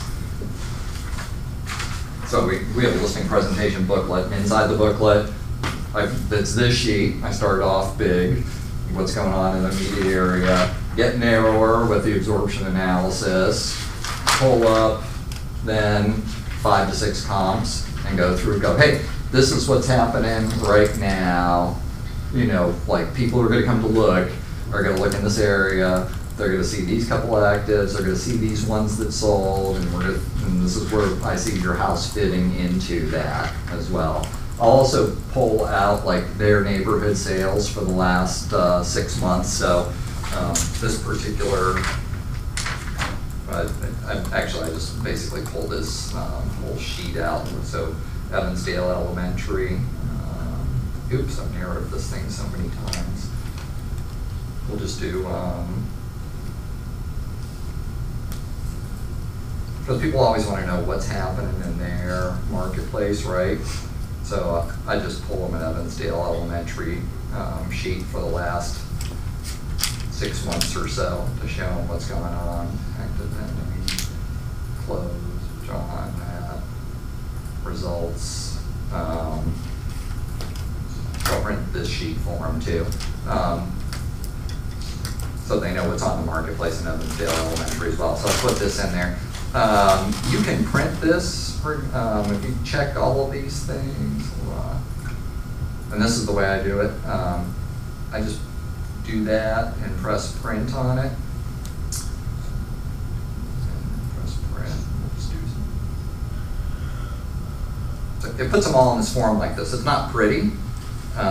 But you can pull all this and just stick it into a form to hand to somebody right away. And that would be something else at hand is what I'm showing, like all the overall comps are. And then the ones I chose for you are the ones most similar to your house. So again, started wide, we're just narrowing things down to get to where they want to be. We'll take a break in 1 minute. The other thing I'll do with people, you know, too, especially if I don't really have a good bead, because sometimes you just, you know, get to the house and it's not quite what you expected, or it's not easy based on what you saw online, is to say, so listen, you know, we've gone through this. I don't want you to tell me what you're thinking about price, because I want to go back and do some more research. Now that I've been at your house, I have a really good understanding of what your house is, and I need to do a better job for you by looking at where I think your house fits into the marketplace too. So can I call you tomorrow morning and we can talk about price too? And I find that's a great way to establish that, you know, you're consulting with them. You're not the guy or gal coming in just saying, this is the price, because that's not my approach. I'm going to work with somebody. What do you do before you leave if they're just insistent, like, oh, come on, just give me a ballpark, come on? I turn right back to them. Say, okay, so obviously you've thought about this. What do you think your home should be listed for now that you've seen what's been selling comparably and what other homes in the marketplace that other people would go to look at that haven't sold yet? Okay. And try to get them to blink first, you know, or just give them a range. Because you walked in with a range, right? You know, because you always should walk in with a range. So if you walked in with a range, it's like, all right, now has anything happened to my range since I've been here? Like, were there features of the home that I just had no idea? Like, they have the most updated kitchens and baths that I've seen. It's like my range just shifted during my meeting. So I get back to them if they don't really want to divulge their part and say, listen, you know, here's the deal. I still want to go do this. But I mean, if you're asking me for, I can give you a range. You know, my range is that your house is going to be here to here. But let me give you, like, you know, taking advantage of the fact that I've got that information and thing. I want to do the right thing for you. I want to be sure we can get your whole home sold for you as quickly as possible. So it's a lot of, I'm gonna make sure we can get, homes sold for you as quickly as possible. It's whatever they talk to you about in your discussion with them. Going back to your Evansdale one, Yeah. you said you would recommend $279. Yeah, on that. Isn't that the lowest price that's ever been? Well, because the other one sold for. There was 280 and you said it wasn't that great, it was in terrible condition. Yeah, And but there I was wanted. 284. There was one that sold. And there were several in the 250. threes. It sold for 280. That one that was 1960. I mean, Right. it's roughly comparable condition wise. Because really, this house was in. It's too bad. It's actually a really great house with a great floor plan, and we ended up with several offers on it, but all from investors who, and then investor offers were 240 because they wanted to dump like 80 grand into it and sell it for 365 to 370. And I also went and we did an offer with Open Door twice. So originally I got an Open Door offer at 280, and then Open Door takes off all their stuff. I mean, I still get paid, so I went to Open Door and got an offer, and so it was going to net them down to like 245. Then 6 weeks later, I went back to them again and got a new updated offer. So they went from 280 to 298 because they said market conditions had changed, and that netted him down to like 265, and he still wasn't willing to do it for 265. So, in a normal situation, perhaps, ideal situation where this hasn't been on the market and you were listing this brand new, maybe there wasn't these challenges with the buyer, what would you list that for? Because to me, that's just, you always, I think, want to help raise the bar a little bit, so all that other stuff aside, if this was a brand new listing for you, would you today? I would, because I want to sell the house. I looked at the one that, basically we came to those last two. 281's butt ugly, right? But it was relatively similar and everything else, and that house really needed a ton of TLC and cosmetic stuff going on for it, and it didn't show well, and the owner was unwilling to do anything about it. So I want to give the guy the price that's going to get it sold for. The one that sold for 284 on that list was clearly nicer, and that's where I would be hammering them on, because it's like been down the path, on other houses. I really try to list to sell. My listing to sales percentage is about 100%. Sometimes it's 103 and sometimes it's 98, but I try to get right into that ballpark. Our team mantra, as we tell people, like we price your listing to sell within 3% of the overall market. I mean, that's really where we're trying to get your home to be sold for. So you're not doing anybody any good to get them too high. Condition in sales in our area is so important, and that's the big deal with this house. I mean, if that house was painted and cleaned, and the landscaping looked nice for $2,500, I think I could put that house on right now for $305, maybe $299 or something. But he was unwilling to spend the money to do it. And so I learned a lesson on this house, which was how much, even in a hot market, condition meant to buyers. Because I would have, I was really thinking, like, I can get a first-time buyer who's willing to put some sweat equity into this house because the value is there, and nobody would bite on it. I mean, that was what was perplexing to me, because you would think that everybody who watches HGTV all the time and sees what you can do for a little bit in a house to make it into something special. I think a regular homeowner, with the exception of the kitchen, I mean, the kitchen really was, had lived out its useful purpose, older, old appliances. I mean, it really needed done. That's where you really needed to spend some money. But the floors were it's all hardwood floors upstairs. The bathrooms are older.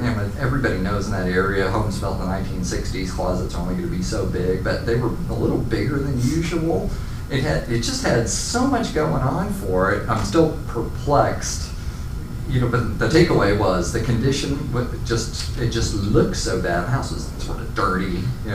One of our agents referred to it as the roach house because they saw one when they were there. So like a dead one. Yeah. So that's what was going on. Just don't discount how much appearance can just completely screw things up at the end of the day. I was like, Yeah, 315. Yeah, okay. Somebody's gonna offer us 300 or 295, and we can get them to 300, and they can figure that they can put 25 into it, you know, and their house is worth 365. That's still the fundamentals on that house. You could do a Mac Daddy reno on it and spend 65 on it, but you're still ahead of the game in that house if you do it. But yeah, that's why I would say 280. Knowing now everything that I know, but don't do 80 right now. What if you have a seller who says, okay, I'll put 2,500 extra in and do their landscaping and paint a little bit, and they decide to cut costs and do it themselves and do a crappy job? What do you do about that? I think that's just an honest conversation with them. And yeah, I've taken clients out to see the ones that are like shiny pennies around them. I'll say, listen, I'm going to take you over to see this house because this is who your competition is going to be. So I want you to understand what we're doing here and why we're doing it. I think it's a good tactic to use and say, you know, I'm giving you advice, you know, based on my experience to help you get the most for your house. So, you know, rip up all those bushes and let's start over. Yeah, some days it's like that. All right, 15 minutes, you know, go at lunch, make phone calls, you know, this class teaches you some of the things in your notebook and everything. I'm not going to sit here and make phone calls or anything, you know, do your own thing. But the more you do every day to, you know, conversations about real estate, it pays off for you in the long run. That's a wisdom tip I can give you, because I know when I don't do it, I'm like, hey, how come I don't have anybody to show a house to this week or to go talk to this week? And it's like, oh, because I did not call anybody this week, that's why. How much time do you spend daily or weekly making phone calls? You know, we track, sort of our team goal is 20, you know, calls a day. We want you to make at least 20 calls, you know, out of that 20 calls, you know, some people always pick up the phone for you, some don't.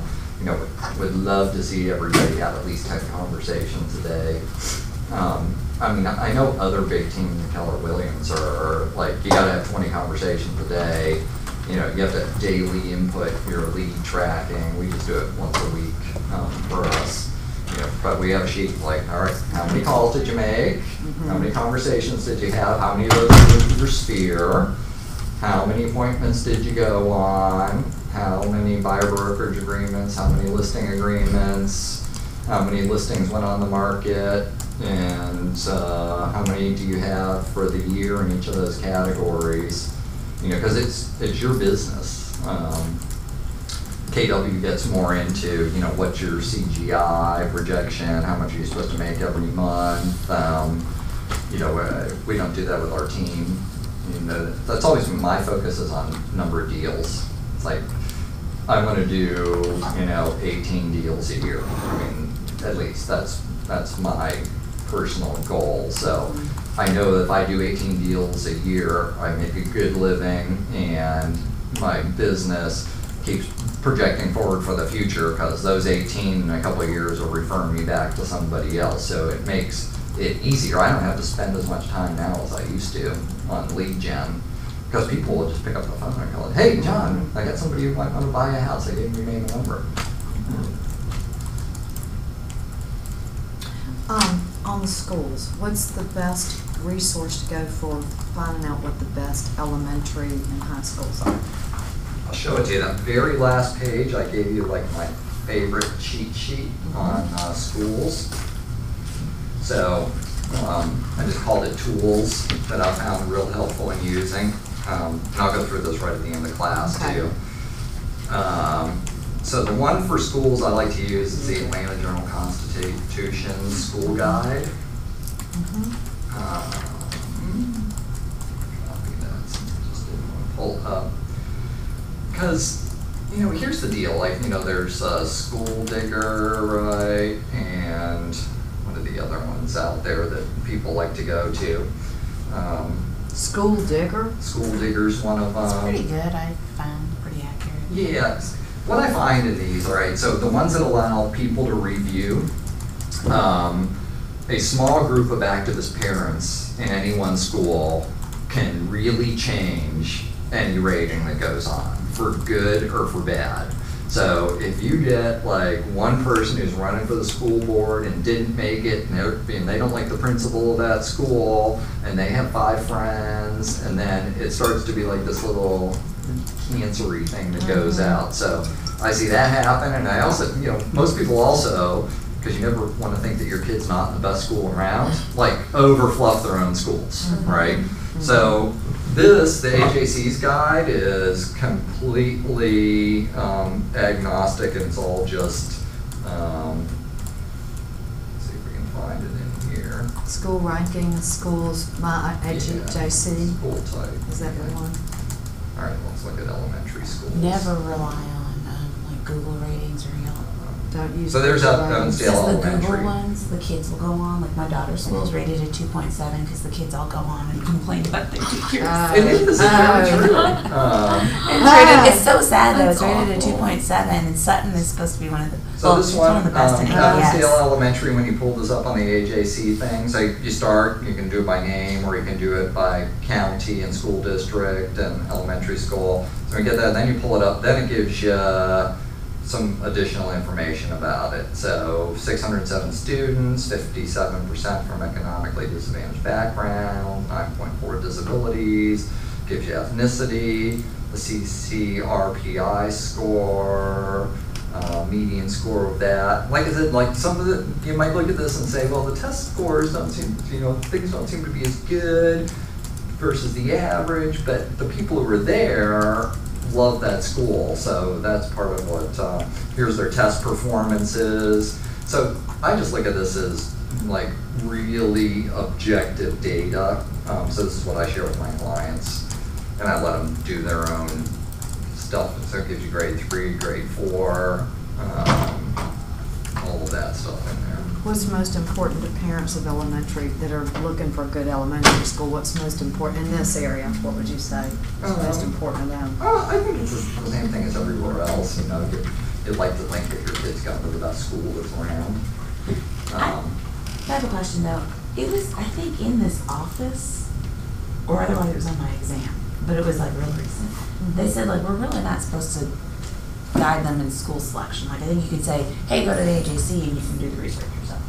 Well, I know what. Otherwise you can get into the slippery slope of, well, that school, like Centennial Place Elementary is very highly ranked, but like 99% of the students are African American. So then you can get into this, I think, kind of steering type of thing. Well, that's it. I think they don't want That's us why to do. you're just best not to give suggestions. Right. Say, Can't we just say, hey, the AJC has a great resource? Yep, and you can send it to Yeah. them, Yeah. because that's just agnostic. But I wouldn't get into, Oh, I wouldn't give them that information at Yeah. all, but I mean, I wouldn't go into, I might print out the whole thing for them or something if they're interested. Yeah, I'm I asking wouldn't as do my. I wouldn't print it out and Yeah. send them the link and say, hey, this is the link Yeah. to Yeah. the Atlanta Journal Constitution Yeah. School Guide. Yeah. That's the best. It's the best Right. source of factual information I yeah, can find. because otherwise, I don't know, I just feel like it could be a slippery slope. I'm just asking because, for example, my daughter's got preschool kids. Oh, you're One and a 4-year-old. Yeah. So, yeah, I'm just asking, I'm wondering what she is getting her information from. Okay, got She it. says, well, all the parents really want their kids, this is really the elementary school and this is the area they want to be in. So I'm thinking, okay, if that's what I want to target, what is it that she's hearing or they're looking at that steers them in that direction? You need to Maybe ask college, them what's in- which ones go yeah. on into high school, which Yeah. ones, Yes. what high schools do they feed into? Who's got the best college the most that are Yeah. college bound? So That if kind you're, of thing. if you're helping your daughter, then that's different. And you should I'm ask just her those asking because it's a questions. general, it's a general question. Because I've heard so many people say, oh, well, that's not a good school, and they're basing it on, Right, what do you well, base so it many on? kids don't speak English, and so the school has to have extra resources, but the school actually does test well, And somebody else might love that. Exactly, because You their know. kid, exactly. Or So somebody might have a that's- special needs kid, and Yeah. they would love to know that there's a number of kids, Right, in school with a program. Yeah. Yep. Yeah, If you're guys like that, it's yeah. different. Oh, well, I was just asking that. Because I've heard people with me, and, look me in the eye and go, oh, well, that's not a good school. And I was like, we actually loved it because it reflected the diversity Yes. of Atlanta. Yeah, yeah. Exactly. We were looking for We're that. gonna go because I into- don't want to be the only one like yourself. Yeah. Yeah. Right. And they didn't realize that they were even saying that well, even economically, because we live in Buckhead, so economically, once we switch from one elementary school to another, and the economic difference is actually a welcome to us, because we want I to, like it's that not too, to go yeah. with all the wealthy kids. You know. But I'm just, I'm wondering what, I'm gonna have to ask her what she's basing it on. But Yeah. I thought, well, I wanna show her, yeah, I just wanna know where you get your criteria from. If somebody, if schools are most important, well, then I wanna know where to go, yeah. It's a good, Yeah. a smart kid's gonna do well in almost any school. Not Hey, how are you? you. Yeah. I'm writing the I did It's just another ones that actually want to go in. So, they're pre-qualified. That's even better. Yeah, that's the best. When somebody comes to you like that, I'm pre-qualified, you're like, whoa, let's go ahead and get Looking at this new program. construction, I was like, let's go for fun.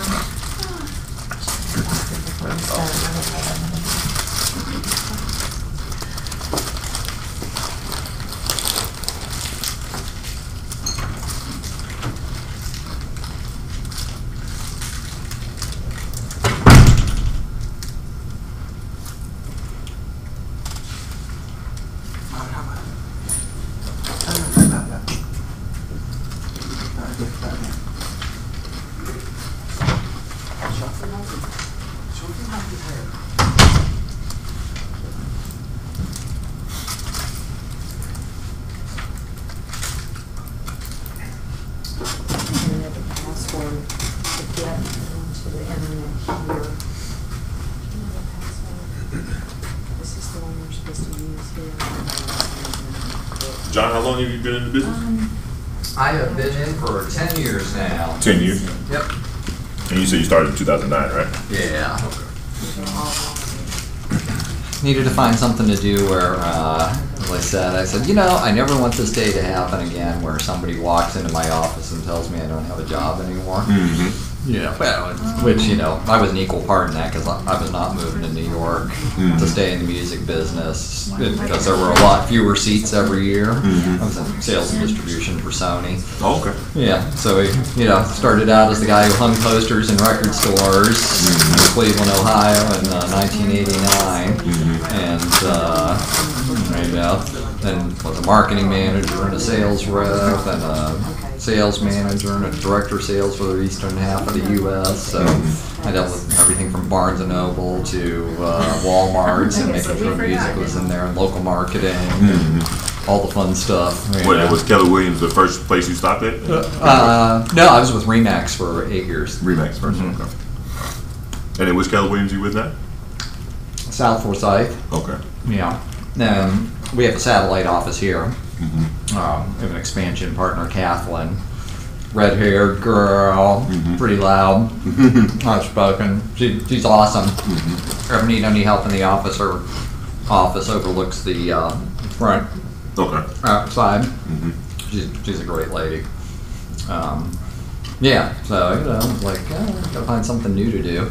And had friends in real estate, and I said, well, if I can make it starting in 2009 when nobody was buying houses, yeah, that'd be great.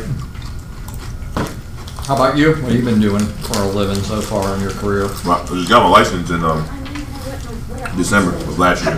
Oh, cool. Before that, I was flipping houses for like a year. Yeah. And it was okay. It wasn't. I really didn't know too much about real estate, so that's why I became a realtor and got my license and everything. Gotcha. So I can learn about the field. But before that, I was an assistant manager at the Napa warehouse in Norcross, Okay. and I worked there for like 3 years. I used to work at Junior Cards. So you still doing your flipping stuff? Oh no, not right now. Now I'm focused on knowing the basics and the knowledge about real estate more than just We'll help you out with finding that part. contracts. Yeah, yeah. That's what I was talking to somebody else. She was really she's pretty good at investment homes and stuff like that. So I know there's a couple people around here, but right now I just want to focus on getting this real estate knowledge down and probably move over to the commercial side, but not sure. Yeah. Not sure yet. Yeah, I know nothing about that side. I know you don't do as many deals, but the payoff is large when you do them.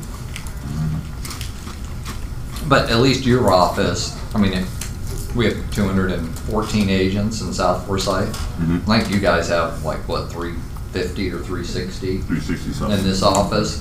Yeah, we have no commercial agents. Or I like 2 maybe who aren't in the office, and here you've got, A bunch of them.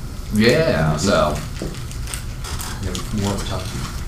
This very last page I stuck on your handout, since everybody's right around here, I'll just go through some of these.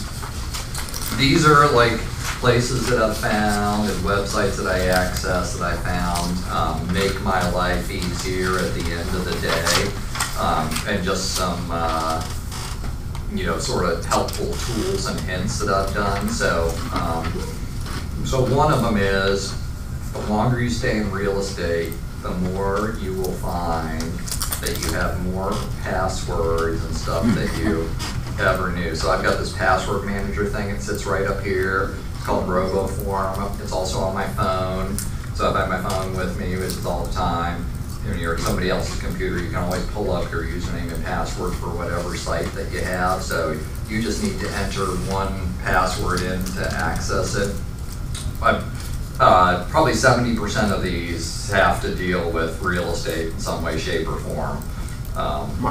Yeah, so it just has everything I want to do. So when you're on a new tab and I want to go to, Follow Up Boss, which is our CRM system, it automatically fills everything in and pops it up for you. It's like $19 a year for it. So, but I think that's, rather than, if you save it onto your computer, then it's like, oh, what was it again? Because now I could put it up on my phone if you're out. So just a neat piece of software that I found makes my life pretty easy. And then I'm a big one for like sending things to my clients. So screen capture, you guys have like a snipping tool that you use anywhere in your, I'll show you this one.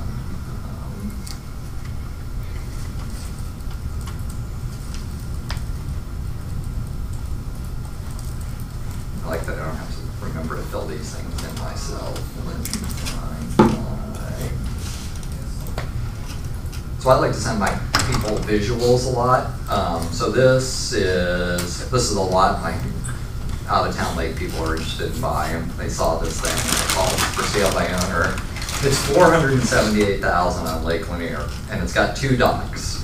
And it's a 12,000 square foot lot. However, the lot has a road running through most of the property, so the buildable piece of the property is 3,100 square feet, and it's on septic with a 2-bedroom septic system in it, And I said, look guys, here's the house next door that's 1,850 square feet.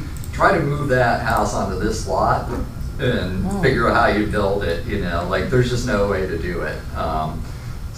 But to do that, I use this little thing in Windows, I think it's called snipping tool, and I just keep it at the bottom, and any site that you're on, you just take, want to do that, now I can send it to somebody right away, copy paste it into an email. So I think most people are visual learners, so I've just found this valuable in talking to clients, is just to take snips of things and stick them into emails and send it to them, and FMLS will pull this part for you down here. You can have it pull the lot lines and things. So super cool little tools, I think, that let you do things. And then I've also found that it's great. I have a laser printer at home, just black and white. I have to do color, I don't mind paying for it, but versus inkjet, because the first time you show property and you have an inkjet and if the rain hits it and everything smears and you can't see anything, and it ends up being the cheapest thing in the world. So I have a brother, you literally can jam like 50 pages into it, scans it right to a file on your computer, and you can shoot it to somebody. It's sort of the same thing the office does too, but the brothers are cheap. They're $250, I think you can buy a printer for, and it comes with a laser ink in it. So yeah, that makes a difference. And then I use a lot of wacky stuff. So, and you will too at times. There are a lot of properties in different places in this whole area where they're closer to streams and runoff and stuff. This site is Georgia D firm.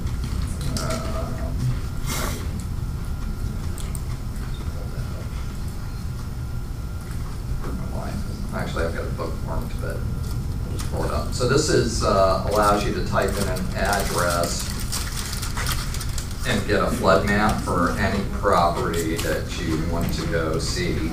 In Georgia or just in Georgia? In just Georgia. Yeah, so you just, we'll do the one that I just did. Oh, actually, let's do one we'll talk about later.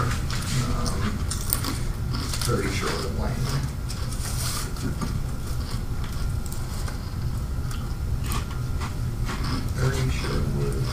Yep. 30 Sherwood Lane, Marietta. How about that? There we go. All right. Then let's you can pull up a flood risk snapshot of any property. It just generates a report for you. So it shows that. It shows, all right, so this is in flood zone X, current flood zone X, which is doesn't require flood insurance. But these maps you can start to zoom out on and see if there's issues anywhere too. You'll know these kind of things when you see them, if there's a flood risk. Oh, this one's not going to show us. Hold on, let's should be a zoom into. Is this free or is it something you have to pay? Nope, this is free. But you will just find at times that there are properties you're not quite sure about. So yeah, so if we zoom in here, like this area, you know, if you're going to build a house or buy a house over here, like some of these people, like, look at this house is in a flood zone. Wow. So if you ever suspect it, just like, and I've sold properties in flood zone, like, I said, this beautiful house on a ridge, backyard tiered down, and it was like a baseball field. I mean, it was literally like 140 yards long and about 90 yards wide. You could put a soccer field or a football field down there, but it was in flood zone for a river, but you just can't build a flood zone, but the house itself sat 40 feet up above it, so it wasn't in the flood zone itself. So my people were like, this is great, our kids can ride four-wheelers back here, and it's everything they wanted. Another client, though, talked them out of buying that house. They were ready to buy a different house. Looked in the backyard, was in a flood zone, came in up to within about 20 feet of the house, and they were very concerned about resale because they thought they only might be here for 3 more years and could get back to India. So resale was a big factor for them. So it's like, all right, you got resale going on. A whole different deal entirely. So cool website. Just for that. So again, check some of these out on the back here things. Here's a cool one for like Dunwoody, because you guys will probably be going there sometime, right? Found this whole thing. I was just clicking around, seeing what I could find for Dunwoody to pull up things. So City of Dunwoody, report a problem. They have this whole sort of thing, so if you click on Public Works repairs here, you can report non-emergency issues, but it shows you everything that got reported, so it's like, well, that's sort of cool. What's gotten reported here recently? And then there's a pavement problem here, so pothole, yada, yada, yada, on East Kings Point Circle. But if you're showing property in a particular neighborhood, like, things to inform you. So I always tell people that, you're sort of counted on to be the local market expert. You guys here get drawn in some different places, right? Because you can be in Fulton County and DeKalb County, and you can get to Gwinnett pretty quickly. And, you're in the city of Atlanta, and like somebody over there will have an Atlanta mailing address they use, and the person next door to them will have Dunwoody on there, So you get all that sort of wacky stuff going on. So know your areas, but look for little things like this online that you can do it. I mean, Forsyth County is really cool because they will show every zoning application involved. Like if you ever see the yellow signs by the side of the road that say public hearing on such and such for rezoning, they have a map and you just click on it and it pulls everything up for you too. So just check some of these out when you get a chance. Only because they help you fulfill your duty to know what the heck's going on in your marketplace as well. I'm sure there are ones on here that will, that you'll be able to access pretty quickly. Zip code map is neat because if you're trying to figure out, am I going to search by school or by zip code? That one, these sort of reside up there. HUD condo one's good because you want to see if a condo's on the HUD approved list, so it's eligible for FHA and VA loans. I always go there to check first before if I know I have an FHA buy or they want to buy a condo in Sandy Springs. So I'm like, all right, let me make sure it's on that FHA approved list so that you can get a loan to go here too. And there's a list of apps that are all good for you to have as well. So sort of some at your leisure things, but little ones that I just keep. Excuse me. As you can see, I've got them all bookmarked, like the zip code map. So I'm going to look at 30338. And I just want to know where it is exactly. Like, all right, so for the perimeter north, no, I don't need to look at 30360. I'm just going to look in 30338. It's the area that my people want to be in. Because you got to educate your buyers too, because if your buyer says, I want to look in Dunwoody and they're only plugged in Dunwoody into Zillow, they're missing all the houses that say Atlanta. So that's where you prove your wealth as a realtor. It's like people who say, I want to move to Cumming. It's like, well, do you want to move to the city of Cumming, which is 4,500 people, and Forsyth County's 245,000 people, or do you want to be in Forsyth County? You're like, oh, I guess I'm in the county, but I just want to be in Cumming. So that's great, but Forsyth County also has Alpharetta, Suwannee, Gainesville, and Dawsonville, and Cumming addresses. So there's 5 different addresses that are all part of that. Hey, Brad. Come in. So, just know the ins and outs of the places that you're showing property. Let's move on to your buyer's agent. You're taking a buyer out. We're going to look at this next FMLS 30338 and this property at 5402 Forest Springs Drive. So on the buyer side of the equation, when you're taking somebody out, and this is what I do when I'm taking somebody out the first time, and the information that I bring with me so I can answer their question right away. Because their question almost always is, at the end of the day, especially if they really like the house, is, how much should I offer for this house? Which is a fair question to have the conversation about.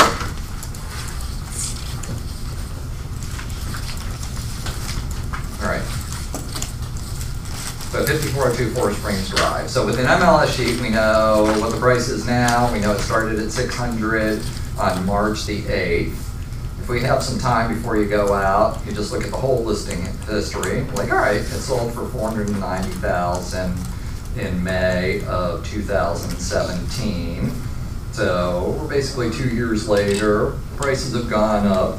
Did they really do anything to this house? Beautiful ranch, many beautiful updates, new heating kitchen, large living room. So they did some updates. You can go back and check the pictures and everything just to be sure. But the big one is, all right, so it's Dunwoody Club Forest. All right, so if I'm going to bring 2 pieces of information, apparently I cannot copy paste today. I'm an excellent speller. I'm just a terrible typist, so I like to copy paste. So I'm going to pull up Dunwoody Club Forest. I want to check what's pending and what's closed here in the last.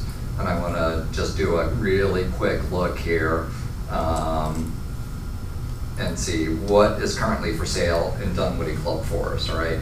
Because the only real question I want to be able to answer to myself and to my client when we go to see a house, right, is I'm not going to have searched through and done a complete, what we did the last time, bracket things and really get specific. I just want to know if the list price makes sense based on what else is selling in that neighborhood, okay? So different thought process for me when I'm dealing with a buyer, looking at pricing to start with versus a seller. when I get into with it, like, all right, you know, what do I'm going to offer, you know, this. I said, I'll tell you what, let me go back and do some detailed research on comps for you, you know, to find out what really is, you know, if this price is overpriced or not. My line with people on the buyer side always is like, listen, I can make sense of their list price, all right? Now, mind you, we already know on this house that they've already dropped the price once. So clearly they were overpriced to start, but I want to see if they're still overpriced right now or not. So let me go back and do some research for you. But given everything that's gone on in this neighborhood right now on this house, so we know we've got a 2.5 with 3,200 square feet priced at $585, right? There's our house right there. So they're at $180 a square foot. And this is where we're going to talk about square footage, okay? I'm just sort of looking for bracketing now on square footage. We didn't talk about square footage much the first time, other than we were looking for similar, because I do know all the time when you're dealing with split levels that the county has recorded the square footage correctly on split levels, because there's no unfinished basements on split levels, and unless there's a big error, that square footage is in there. It's been taxed for a long time. We weren't looking at new construction homes on unfinished basements where the square footage in the basement wouldn't be included. And then, you know, the big deal on square footage is the square footage only shows finished square footage for what the county has in their records, basically. And the records could have come from a newer appraisal, the original one where the county stopped out. Usually if the county stops out on a new house to do the appraisal and set things up, if the builder's there and says, here's the floor plan, and it says 3,200 square feet, the guy writes down 3,200 square feet, that gets into the public record. If the seller had modified the plan and it's really 3,482 square feet, that's not in the public record because they didn't really measure it. They just got it somewhere. So that's where it starts to vary. If you don't pull a permit, you finish your basement, that square footage is not in the county tax record. Though if you refinance your house and they did an appraisal when you refinanced your house and somebody came out and the appraiser enters it into their system, the county will pick up that information and send you a bill for the next year that you now have a finished basement. So they catch up with you in times in different ways, but just initially starting out, sort of knowing what you're looking at here. So I'm looking at it and I'm like, all right, so we're at $180 a square foot. And on the listing side, we're everywhere from 234 to, what are we, like 141. And let's go look at closed. So we're selling 180, 157, 196, you know, so I look at this list right here. I'm like, so what seems to be our average? How many people? You know, there were 25 exactly. What seems to be like, you know, the average here, median, you know, probably right around 155, 160 square foot is probably the average if I look at all the closeds in Dunwoody Club North in the last 6 months. So this house is a little bit above that in the grand scheme of things. So my answer to the person who says, listen, you know, what should I offer? And say, you know, here's my deal that dropped the price by $15,000, right? They started at $600,000. They're still towards the upper part of the pricing scheme in Dunwoody Club North on a cost per square foot basis. And this is then where you have to educate your person a little bit and say, but listen, this is why I need to go look at some more details, because price per square foot does not take into account granite counters, a pool in the backyard, a 3-car garage, which doesn't get included in square feet, versus a 2-car garage, doesn't include a 3/4 acre lot instead of a 1/2 acre lot. So all those things are things we're gonna have to pay attention to come up with, like, really what do we think this house is worth, you know, so we can establish a target price, and then we're gonna start negotiating from a lower price to get to our target price. It could well be that our target price is $585 because we think that house is worth it at the end of the day.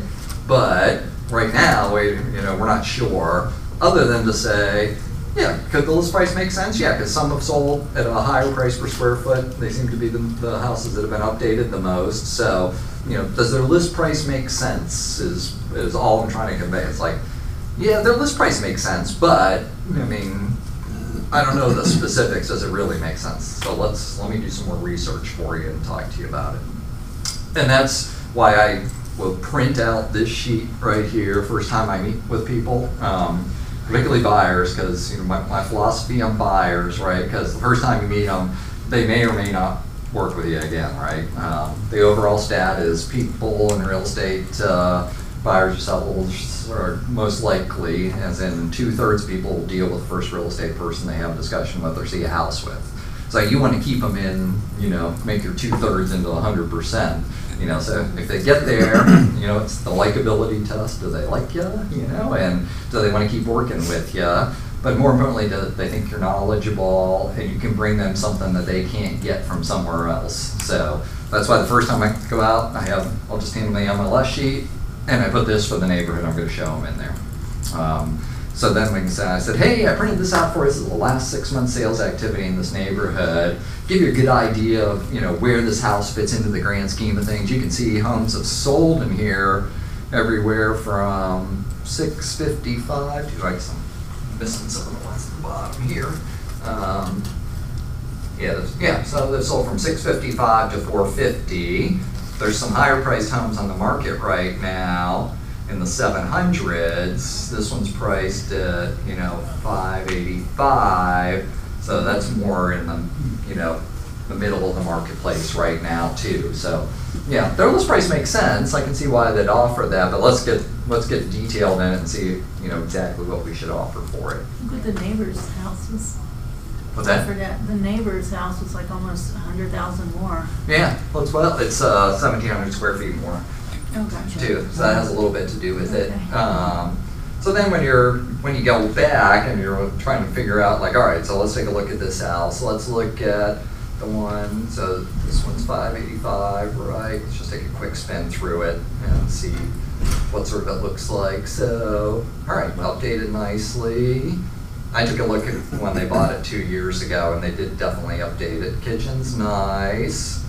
That's sort of a nice open floor plan, a little more modern. That is the way they've tried to do it. They updated the bathrooms. Those look pretty nice. All right, so some carpet, so it's not all hardwoods. Nice deck, nice backyard, super nice backyard, nice space. So it's an finished basement. You got a little bar stuck in there. So yeah, on the pictures, everything looks pretty good in this house, right? No, there's nothing completely wacky. Let's look at the one that's 100,000 more next door, and it's also quite a bit larger. So let's get that one. So I think that one stayed on the market a long time. I've seen it before I was an agent. A little wacky, so older. So far, I'm not seeing that it's really updated much. Tile there, so needs some updates. Color palette's not real sophisticated. So it's finished, Doesn't show as nicely on pictures, right? Has 2 kitchens. Yeah, they got a lot going on. They have a downstairs kitchen though. This room's cool, right here. Yeah, that's nice. So, yeah, they got some stuff going on in here. All right, so maybe that house, because of it being so substantially larger, is really worth it. What else is on the marketplace in here? There was one other one in there. Yeah, we'll go through some. I think it was also 100,000 more on the same street. I thought. Hold on, let's take a look. It's just over there. Yeah. See, Forest they're both Springs. 100,000 more. Yeah, so that's And that one's only 2,800. 700 square feet. That's pretty. All right, so we got a 4.3 again. It's about 700 square feet more, right? Yep. All right, nice driveway, foyer seating. That one's been updated. You can see some stuff, nice space. People hate this walk down wherever, like the step down, the sunken living room or family room. That was such a thing for the 70s and 80s, and then everybody was like trip hazard, and nobody wants it anymore. They did some nice updates in here. Yeah, I've seen enough houses now that I know exactly what this house is going to be like when I go inside it. That's one of the things you will find out over time. You get very good at assessing a house from the pictures. and your clients will always struggle with it. They just can't get their head around how that dynamic works. And I mean, some of my favorite clients, I've sold them a couple houses now. You know, they were on the hunt, you know, and I said, we need to go see this house. And 3 times they put me off. I'm like, all right, we're going to see this one today too. And they're like, oh, God, the house is just ugly inside. You know, and, we go inside, they're like, oh my God, I'm going to buy this house. You know, and I'm like, and they said, what did you see that we didn't? And I said, what I really saw, because the pictures weren't good though, was the space was exactly what you were looking for. You were looking for open from the kitchen to the family room, and I thought the house would be bigger inside than you thought it was. And they said, well, thank you for bringing it to us. And they love their house. Unfortunately, they're never moving again, so I can another one. But what's going on with that bottom left picture? Like, is that a before? Which one? Before and after? Bottom right where you're. Oh, right here? That's no, just their deck. Because it looks like the house was white. The one below it.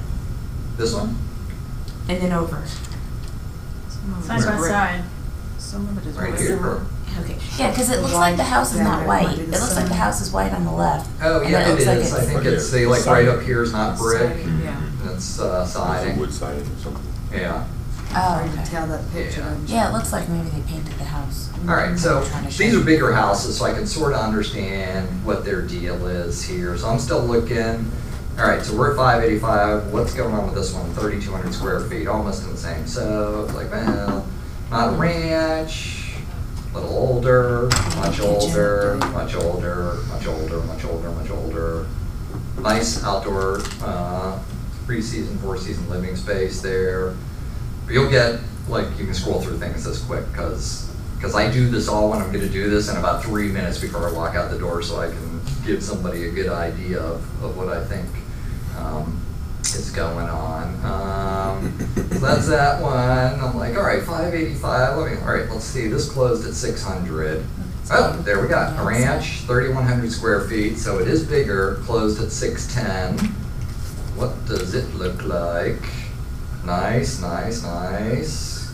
All that looks pretty modern. Nice open floor plan. This seems really well done. Everything looks like it's been updated when I go through this. Making y'all dizzy yet with this? Nice backyard. So that's my thought process. Like, great comp right here, all right? 3,100 square feet. We're at 3,244. This sold for 610. Where does it say cul-de-sac? The other one's priced at 585. Like, seems like 585 comparatively is a pretty decent price compared to this one. Is there anything that's substantially different in this? Like basement, so it has a daylight basement. They've got a bedroom down there. Ours is daylight basement that's unfinished. So this one's finished. The 3,100 is probably in their finished square footage. It's in a cul-de-sac too. But yep, but let's look at the tax record for sure and see what it's saying here. So tax record says 2,800. So that would be the first level of the house is what I'm imagining. And then another 1,200 in the basement for the gross area, right? Seeing where I'm getting at?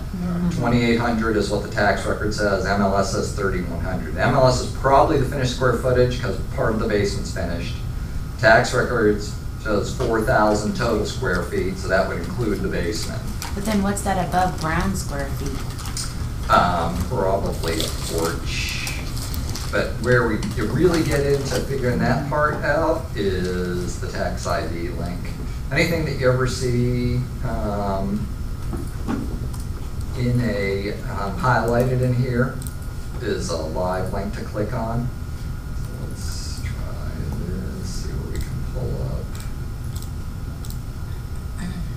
Anything to pull up? All right, well, let's just try the address instead. So that is 1734 Ball Mill Court.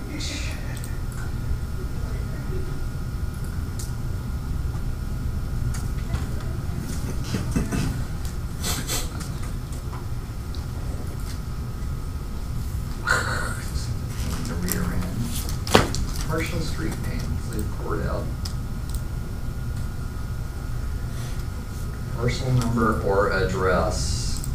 All right, did I get the address right? 173 Phil 4 Ball Mill Court, Dunwoody, Georgia.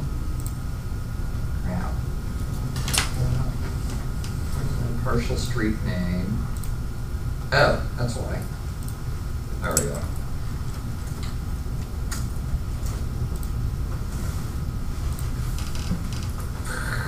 What is it doing in here? Yeah, capitalized ball mill. Well, Try Do you have the owner any name. spaces in the parcel ID? Can you do the owner name? that might be it. Yep. Put the owner name, it had the owner name on there, didn't it? Yeah, not over. Owner name, Drew Fisher. Drew Fisher. Well, let's do that then. I got Drew Fisher with a Drew C. D. Yeah. All right, let's reset this. Owner name, last name.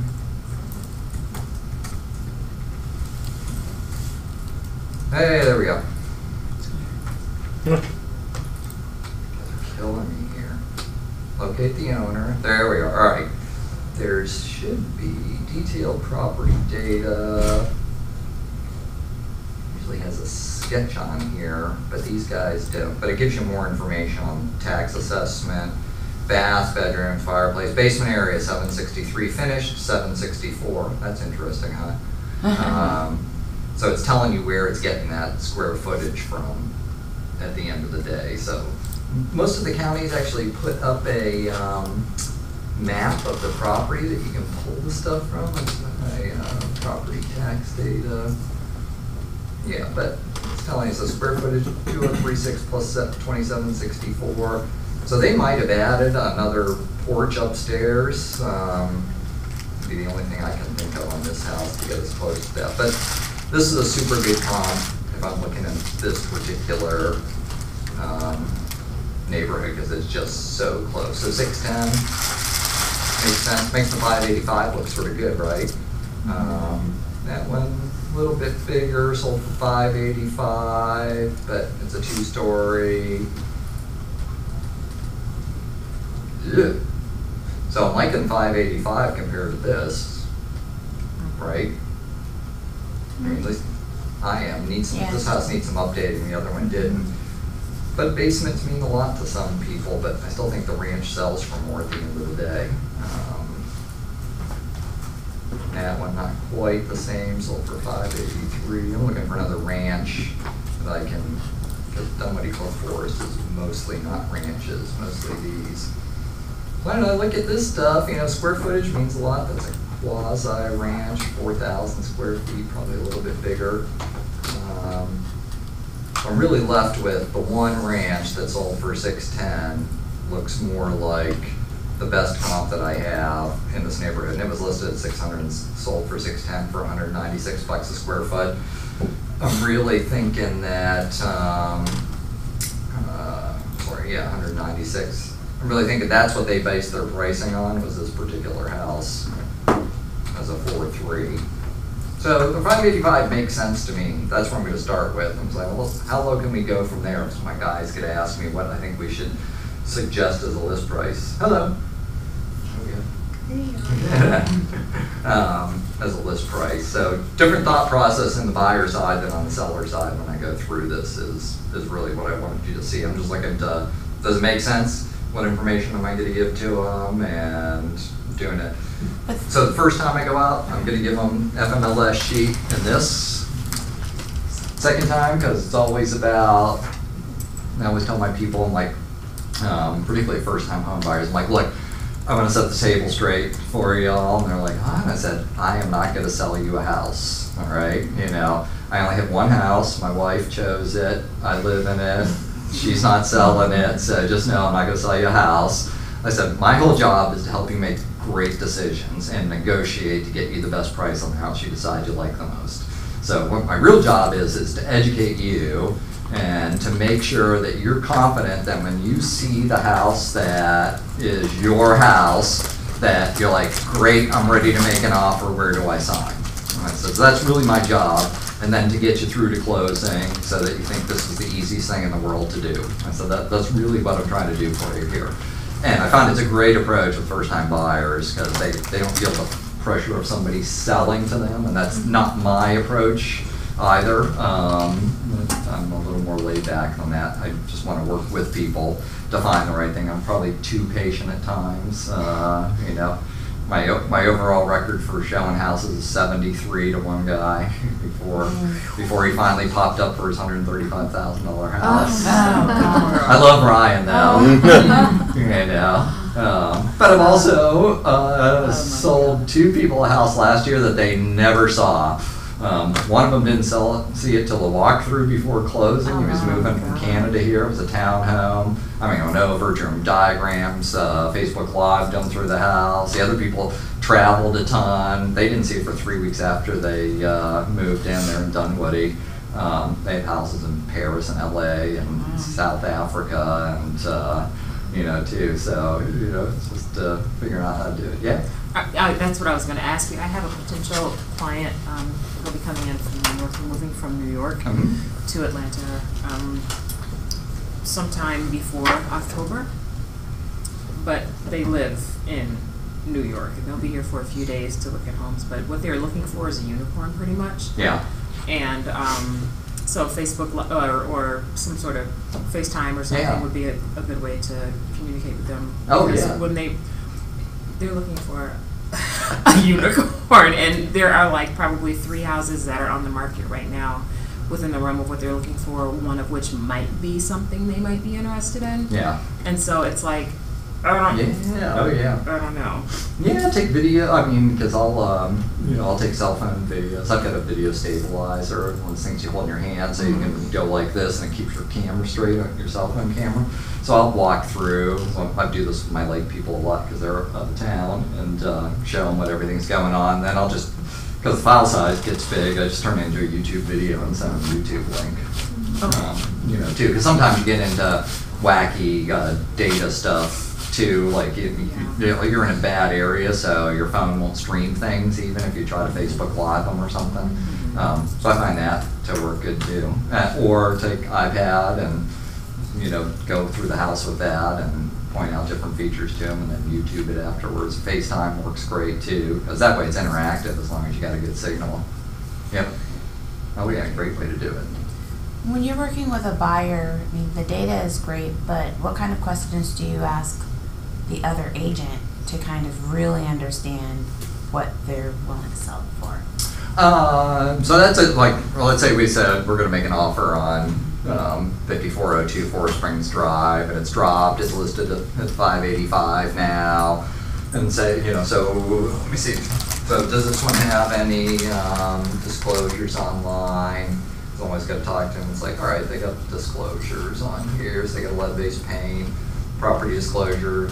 You want to take a look at that, see if there's anything wacky going on, so that like right now, I'm looking for any yeses on here. I want to know how old the roof is. So roof's 10 years old, lots of life. That's good. How old's the HVAC on here? Where did I not see HVAC on here? Sewer, 2 years old for HVAC. So, all right, so no apparent condition issues going on, right? So I'm going to call the other agent. I'm like, hey, listen, to show my clients, they're pretty interested in it. I think disclosures are online, right? And I say, yeah. I say, is there, anything else that I need to know about the property right now? What's your seller's time frame for wanting to get out of here? That's when, your negotiation starts the first minute you talk with your client first, right? Because you're negotiating to get their business. So if you got them in your car, then you're negotiating to keep their business afterwards, and then you're negotiating with the other agent and the seller. So tell me what's going on with the house. I saw that you dropped the price, and that's usually, I say, then they start talking. Right. Yeah. So it's always about getting the other person talking, because the more they talk, the more you find out what's going on as well. And believe me, most agents are trying to do the same thing with you as well. They're trying to figure out what your people do, and I am generic as possible, because, and it's for the biggest reason is you have to protect your clients. Say so on things. You have to know. You'll figure out which things you would divulge that help your case out and which ones sort of don't, as well. Just say, oh, really nice family, they're looking in the area. I just leave it as generic as possible, you know. Some people don't want to sell to investors, so you would just never tell, you know, that they're an investor, because some people get freaked about, oh, they're going to make a rental house in my neighborhood, and my neighbors who I love will hate me for it, and I can't have that happen. Yeah, so that would be why you wouldn't say too much. But yeah, I mean, that's sort of it. You're just trying to find out what's their time frame for needing to get into a new place, you know, anything I need to know, you know, what's the neighborhood like, you know, I just try to keep people talking. So for new construction, where the builder is still on site, for example, the list price is pretty much price, right? There's no. Yeah, what I would do always is go run that report for the neighborhood to see. So here, let's get this right here, because you can do, like, I ran Dunwoody Club North, right? So I can see list price, sales price, closing date, current price per square foot, or after it closes, it's the price per square foot they paid, square footage, basement, garages, this, that, and the other. So you will be surprised that, you know, look at this, I mean, in Dunwoody Club North, you know, 660, 655, 635, 625. So you get to see that things are selling reasonably close. This one sold for over, you know, listed for 600, sold for 610. You know, selling for pretty close to list price on average.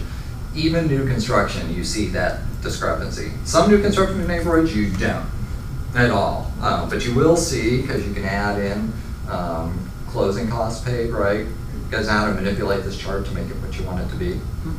You can save this chart and also, like, if I want to know schools for this one, because I know most of it was in Vanderlyn, you can create all of these that you want to do. So the way, like, if you want the list date on here, so you know when the list date was, so you can sort it by list date. You can do that as well. The way to do this, though, is you get this little thing rolling right here. Insert column, so wait for that square to come up, and then right click on it, insert column. And I will want to look at cost paid by seller, would be another, and apply, so I'll add that in for you. So I can start to see, especially on new construction, maybe they didn't move on the price, but they kicked in 12 grand in closing costs. Okay. Yeah, so, and that's all in there, so that's all public record. And that's how also you can add a column in here and you can see how they financed it or how they paid for it, you know, cash or whether they financed it. Because I had this, one of my best friends who used to work with me, and we're trying to find her a house, and her brother was her advisor and was fronting her money. And he's like, well, I'm going to get a discount because it's cash. And I'm like, listen, we're in Grant Park. This was 4 years ago, which hasn't slowed down. It was super hot. Found a great house. He's like, I should be able to get $50,000 off on this $375,000 house because it's cash. So I ran a report. I go, listen, here's the last 6 month sales in this area, and I spreadsheeted it because you can dump all this stuff into Excel as well if you really want to get numbers heavy. It's not too often you have to do that. I said the average discount from list price on a financed sale was 2.1%. On a cash sale, it was 2%.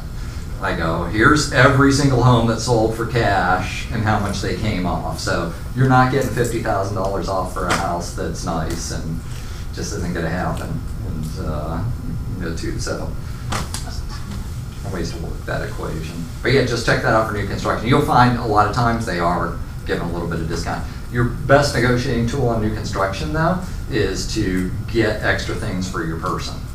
And the big sell always with people who are buying new construction, right? Because they're like, oh, I can just negotiate with the listing agent over there, and they're going to give me 3% off. And I said, and that's where that sheet's like, hey, they're giving everybody 3% off. So you're going to get your 3% off, and you're not going to be represented by anybody who's looking out for your best interests, too. And I have ways of getting you more stuff, too. I'm like, huh? So that's the best way on new construction, to try to get them into your orbit, so to speak.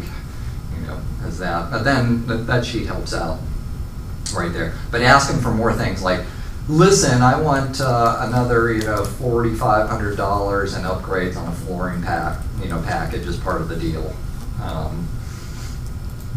Builders, like the salespeople in the builders' offices, that doesn't cost them that much, but it's something they can do. The builders do hate to come off list price because then it establishes the precedent for the rest of the neighborhood, but they'll negotiate on other items in there.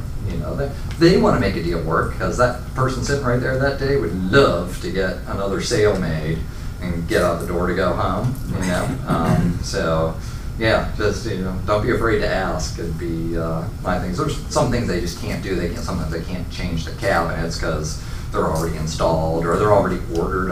Cabinets are wacky. They have to, it's literally after you write the contract and then broken ground, they have to order the cabinets then because it's like so much of a lead time that if the weather's nice and they keep building your house, all of a sudden the cabinets have to be there that day. And they get bulk discounts on that stuff. So, they're usually very truthful with you when they say, I can't get you, this is what I can still change. They're not trying to, just play hardball because they want to. They have real physical deadlines to make their train run on time. Oh, thank you. Yeah, what other questions do you guys have on some of this stuff? If we're pricing to sell, and we talked about CMAs, the other day somebody suggested we just use the quick CMA. How often do you use that? What's the pros and cons? Me, I don't really use that. So let's look at doing this as a quick CMA, right? Because you just, whatever you want to look at, so this is Dunwoody North, and if somebody calls me and says, hey, I saw this house in Dunwoody North, or hey, I want to put my home in the market, I'm in Dunwoody North, I really want to know what's selling in the neighborhood. I could just send them this, right? Or I can check all these things and hit the quick CMA button, and it's quick, right? And it's going to say, well, here's the actives, here's the closed, puts it in a nicer report format. Okay. So it's like, all right, here's your averages. So that's one thing it does that you can't do from the other sheet, is it does average everything for you. So, here's the ones that are on there, they, averages started at $651, but some of them have been reduced in price. So, right now the average is $640. The average sold price is $563. In 63 days on the market. Yada yada. There's one pending in here right now. So that's the one thing the quick CMA does for you. Is gives you some averages to be able to talk to people about and say, look, I don't know whether your home's above average or where you fit into this, but I wanted you to have this information right away. How about we schedule a time for me to come by and we can talk for 20 minutes? Okay. And that's how you quickly use the quick CMA. You can also, it's probably worth taking, because it all has to go to your presentation, all right? So, for years I never worked a listing with a firm presentation book. We do have one now. I hand it to them, and then I talk about the things that I showed you I'm going to talk about, which is the sheet and specific comps and the absorption analysis. That's what we spend all of our time talking about. I said, hey, here's our team's presentation book, has a lot of additional information for you. I might pull it open to a couple different pages during my conversation with them about things I want you to have seen in there, or to illustrate specific points, or here's some of the other people on my team. You're not just talking to me, you're talking to, there's 5 other people on our team who are always there to answer questions for you. So if I go on vacation, you're not going to have to track me down somewhere. That's why, why I work on a team. That's why we're going to get the job done for you. That's my team sales pitch, When I'm the solo person, it was, listen, I'm involved in absolutely everything that happens every step of the way because, you're my business. You're my first thought in the morning, and my last one at night is how I can get your home sold for you. I don't divvy that out to a bunch of other people. So 2 different scripts for 2 different things. And scripting, everybody has a perception on scripting. I'm sure they do script practice in this office here and stuff too. Scripts are just ways to make you sound smarter in front of people. It's, and they make easier the things that you do every day in real estate. Just like, you know, you have a script for brushing your teeth, or for your whole morning routine, you have a script, right? Do you really think about it every day about what you're doing? It's like, you know, you get up, you make the bed, you put your slippers on, you go make the coffee, let the dog out. I mean, you do all these things basically in the same order every day because they're routine, and that's what scripts are about, is making these things in real estate really routine and being able to talk off the top of your head. You know, it's like me. I roll out these things, like the one the one I came out with about I'm not going to sell you a house. I only have one. I mean, that just happened one day, and my people were dying. They thought it was hysterical, and it worked for me. After I'm like, all right, that worked, and I don't have to think about it because it's really true. I did an open house the other day, and I told Stacy about this. I said the lady, I only had one person come. It was over here in Huntley Hills. Yeah. And I asked her, I said, well, are you working with anybody? And she says, well, I kind of am. And she walks around the house and everything, and then comes back. And she goes, yeah, I'm kind of working with somebody, which told me she's not signed up with anybody. And she says, yeah, I kind of think they're a little bit too slick. And I'm like, well, I'm not slick.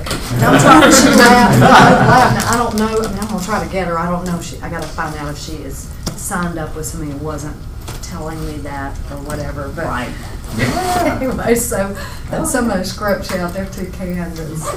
Oh yeah, you don't want to make it too candid. Yeah. Figure out what works, but yeah, go do script practice with people. Yeah. I mean, it'll just get you in the habit of knowing how to talk to people. I mean, your first script should be your elevator, speech. You get in the elevator with somebody for 30 seconds, and they see your name tag, and they're like, "Oh, but you're in real estate. What's going on in the market right now?" And you have to have an answer for that. I mean, because it's the most frequent conversation starter you're going to get.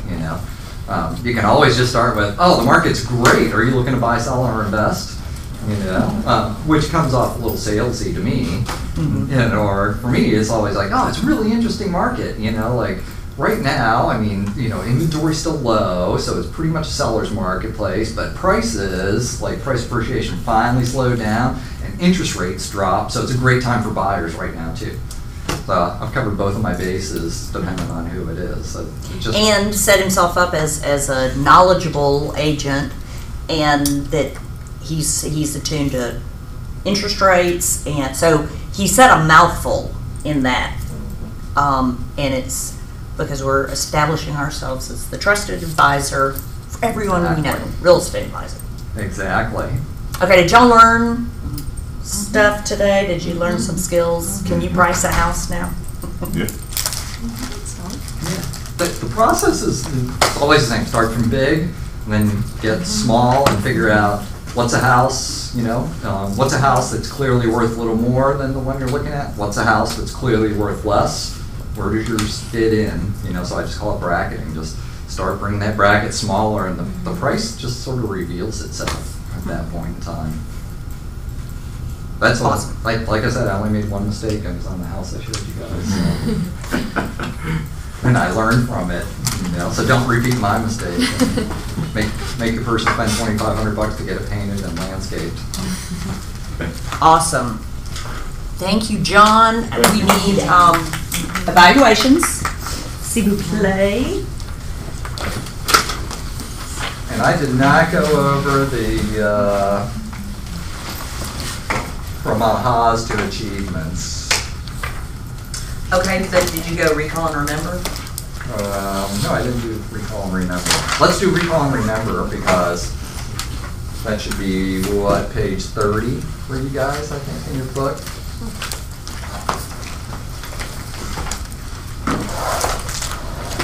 I think those are some of the things you have to go pull out and read through anyways, but they should be the ones that might be apt to show up on that end of the course. All right, good. Recall and remember. Page 30, is that it? Yeah, that is correct. Recall and remember. All right. So why is it important to properly price a home to sell? To sell it as quickly as possible for the highest price possible. That's basically in a nutshell. A well-priced home creates interest, attracts buyers, generates showings, and produces offers all very quickly. So, But it is important to know that it's not just about selling the house. Remember, it's attracting buyers, like you said. So it's a multi opportunity. Exactly. So, well-priced home creates interest, attracts buyers, generates showings, and produces offers all very quickly. And that same verbiage is in here. 4 factors that drive price. Condition. Condition, Location. location, Size. size, Features. Was it? features, or amenities, they call them. What is important about the window of opportunity? It's short. We didn't really talk about this, right? Okay, so when is a listing most likely to sell if it's priced correctly? In the first 30 days. First 30 days. Exactly, the first couple weeks. So the window of opportunity is the time to sell your house for what you're going to get is the highest offer in the shortest amount of time. Is your window of opportunity. There's a chart in here that shows that. So the percentage of buyers who will look at a property increases and decreases in direct proportion to the property's price compared to market value. So if the price is attractive, and you've been on the market a short period of time, you're going to get a bunch of people looking at it. If your price is unattractive, people aren't going to look at your house, and it's going to continue to decrease because we know that we get the most activity on any listing in the first 3 weeks, basically. So pricing above the market does not get you showings. Pricing at or just below the market does. Why is a CMA important? To show value to the person. Well, basically, yeah, to show why. I don't know. You're completely on the right track. So it helps you walk the seller through the comparative process. You know, and that's basically what I did with you, like just starting through from big picture in the market to what's going on in your school district to what's going on in your neighborhood and what are people going to look for when they look at your house versus the competition.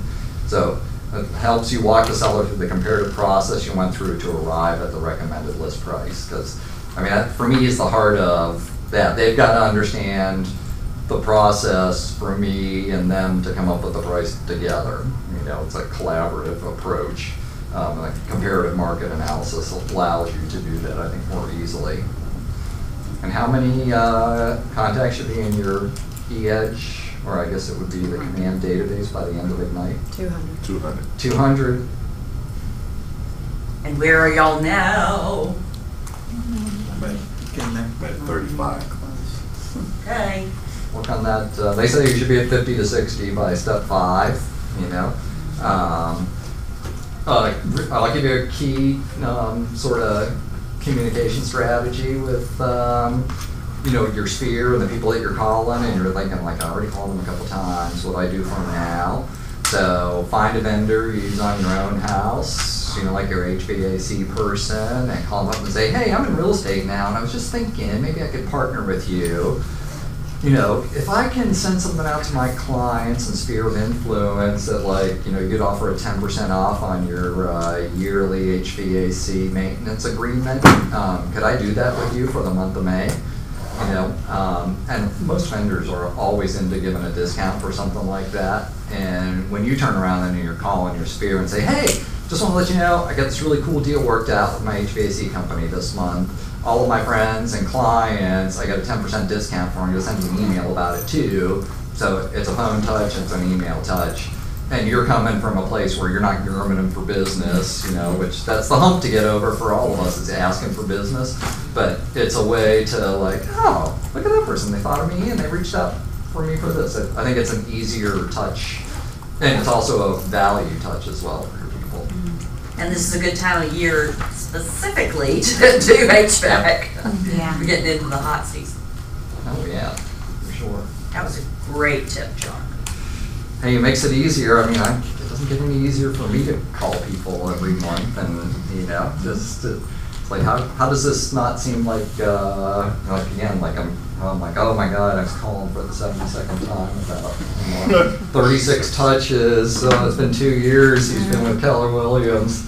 You know, Getting touched all the time, leave me alone. Stop touching me. Yeah. Touching me, touching Kids in the me. back of the car, stop touching me. Stop touching me. All right, thanks, kids. All right, now we're turning off. Hey, nice to meet all of you.